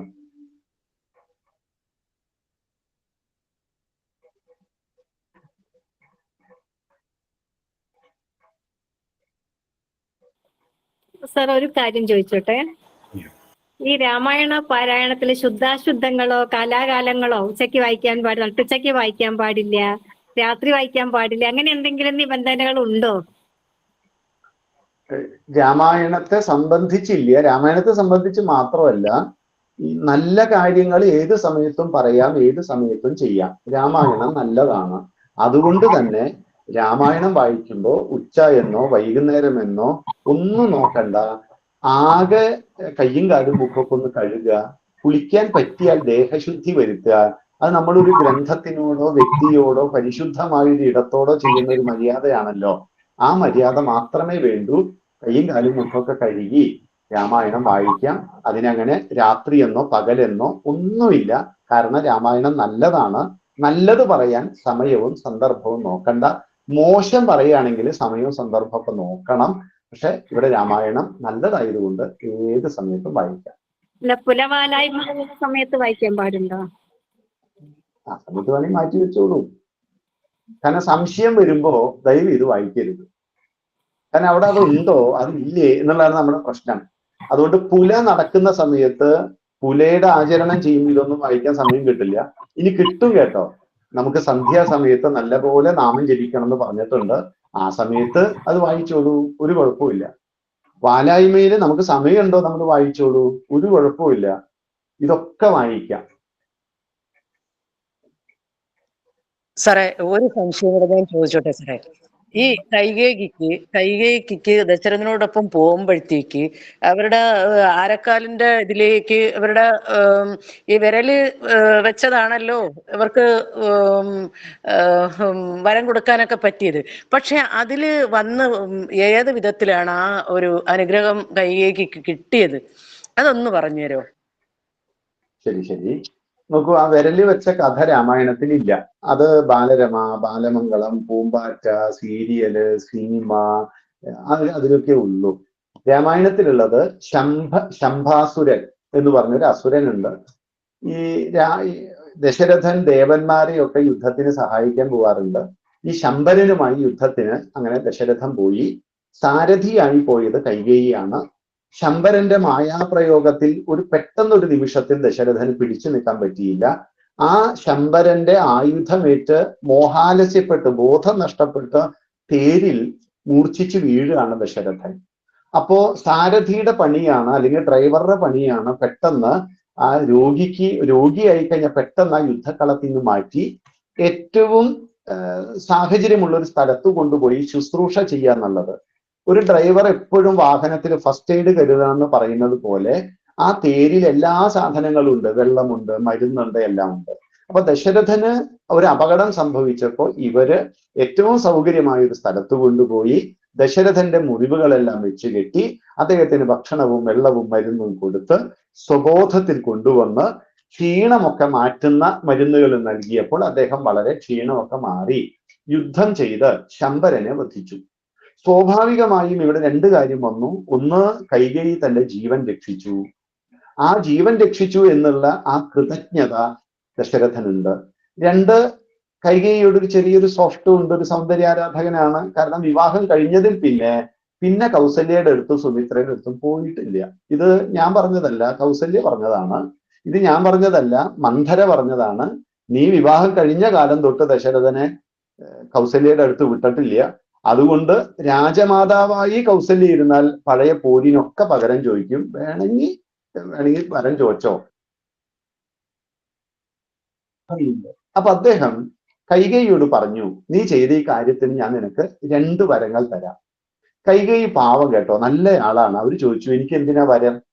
2 കാര്യം കൊണ്ട് ഞാൻ എന്റെ ധർമ്മം ചെയ്തു. ഒന്ന്, സാരഥിയുടെ ധർമ്മമാണ് രഥിയെ രക്ഷിക്കുക, അത് ഞാൻ ചെയ്തു, അതെന്റെ കർത്തവ്യമാണ്, ധർമ്മമാണ്. 2, ഒരു പത്നിയുടെ ധർമ്മമാണ് പതിയുടെ ജീവൻ രക്ഷിക്കുക, ശുശ്രൂഷിക്കുക എന്നുള്ളത്, അതും ഞാൻ ചെയ്തു. ഇത് രണ്ടും എന്റെ കർത്തവ്യമാണ്. ആ ധർമാചരണം ചെയ്യുമ്പോൾ എനിക്ക് എന്തിനാണ് വരം? പക്ഷെ സൗന്ദര്യാരാധകന് ഒരു പ്രശ്നമുണ്ട്, ഇത് കൊടുത്താലേ സമാധാനം ഉണ്ടാവുള്ളൂ. ആള് വീണ്ടും ചോദിച്ചു, അവര് പറഞ്ഞു എനിക്ക് വേണ്ട. വീണ്ടും ചോദിച്ചപ്പോ അവര് പറഞ്ഞു എന്നാ പിന്നെ ഒരു കാര്യം ചെയ്യാം, അവിടെ ഇരിക്കട്ടെ. ന്യാസമായി ഏൽപ്പിച്ചു, ന്യാസമായി കടമായിട്ട് ഏൽപ്പിച്ചു. ആവശ്യം വരുമ്പോ ഞാൻ ചോദിച്ചോളാം. അങ്ങനെ ആവശ്യം വന്നപ്പോ അവര് ഭംഗിയായി ചോദിച്ചു. അവര് ചോദിച്ചതല്ല, അവരിത് മറന്നുപോയി. ഇത് മന്ധര ഓർത്തു വെച്ചിരുന്നു. കാരണം രഹസ്യങ്ങൾ തന്റെ മനസാക്ഷി സൂക്ഷിപ്പുകാരിയായിട്ടുള്ള മന്ധരയോട് പറഞ്ഞിരുന്നു. മന്ധര ഇത് ഓർത്തെടുത്തിട്ടാണ് ആ 2 വരം ചോദിക്കാൻ പറയണത്. അപ്പോൾ അതിന്റെ സംഭവം ശംബരാസുരനുമായിട്ടുള്ള യുദ്ധം, അതിൽ ദശരഥന്റെ ഒരു വീക്ക്നെസ് കൂടി അതിലുണ്ട്. പക്ഷെ തന്റെ ജീവൻ രക്ഷിച്ച ഒരാളോടുള്ള കൃതജ്ഞതയുണ്ട്. അങ്ങനെയാണ് ഈ 2 വരം കൊടുത്തത്. അതാണ് ഇതിന്റെ കഥ. ഓക്കെ, നമസ്കാരം. ശശി, നമ്മുടെ സമയം ഒരുപാടായിട്ടുണ്ട്. ഇന്നത്തെ ഇത് നമുക്ക് അവസാനിപ്പിക്കാം. എന്തായാലും രാമനെ കുറിച്ചുള്ള അറിവും രാമായണത്തെക്കുറിച്ചുള്ള അറിവും രാമായണത്തിലെ ഓരോ കഥാപാത്രങ്ങളെയും അവരുടെ സ്വഭാവങ്ങളെ കുറിച്ചൊക്കെയുള്ള അറിവുകൾ ഒരുപാട് വിജ്ഞാനവും കൗതുകവും തരുന്നതാണ്. അത് നല്ല വാക്കുകളിലൂടെ നല്ല അറിവുള്ള ആളുകളിൽ നിന്ന് കേൾക്കുമ്പോൾ അതൊരു പ്രത്യേക സുഖം നൽകുന്നതാണ്. എന്തായാലും സതീഷ് ഇത്രയും നേരം നമ്മളോട് സഹകരിച്ചു, അതോടൊപ്പം ചെലവഴിച്ചു, ഒരുപാട് കാര്യങ്ങൾ പറഞ്ഞു തന്നു. വരാൻ പോകുന്ന രാമായണ മാസം ശ്രീരാമരാജ്യം എന്ന പരിപാടിയിലൂടെ നമ്മുടെ എല്ലാ ജില്ലകളിലും 1000 പേരടങ്ങുന്ന രാമായണ പാരായണം നടത്തുകയാണ്. കഴിഞ്ഞ വർഷം 1000 പേർ ഒത്തുചേർന്നുകൊണ്ട് എറണാകുളത്ത് വെച്ച് നടത്തിയ പരിപാടി സംസ്ഥാന തലത്തിൽ നടത്തി. അത് 1000-ന് പകരം 2400 പേർക്ക് എന്ന പരിപാടിയായി മാറി. ഈ വർഷം നമ്മൾ 1000 കുട്ടികളെ കൊണ്ട് എല്ലാ ജില്ലകളിലും രാമായണം വായിപ്പിക്കണം എന്നാണ് നമ്മൾ അതിനുവേണ്ടിയാണ് നമ്മൾ പ്രയത്നിച്ചുകൊണ്ടിരിക്കുന്നത്. എന്തായാലും ജൂലൈ 18-ാം തീയതി മുതൽ ആരംഭിക്കുകയാണ്. ഈ ഒരു കർക്കിടക മാസം മുഴുവൻ 14 ജില്ലകളിലുമായി രാമായണ സംഗമങ്ങൾ, ശ്രീരാമരാജ്യം എന്ന പ്രോഗ്രാം നടത്തപ്പെടുകയാണ്. കുട്ടികളിലും ജനങ്ങളിലും ഒക്കെ രാമസന്ദേശം, രാമായണ പാരായണം നമ്മൾ എത്തിക്കണം. രാമായണത്തിന്റെ സന്ദേശങ്ങൾ എത്തിക്കണം. അവരെ രാമായണം വായനയ്ക്ക് പ്രഗത്ഭരാക്കി മാറ്റണം.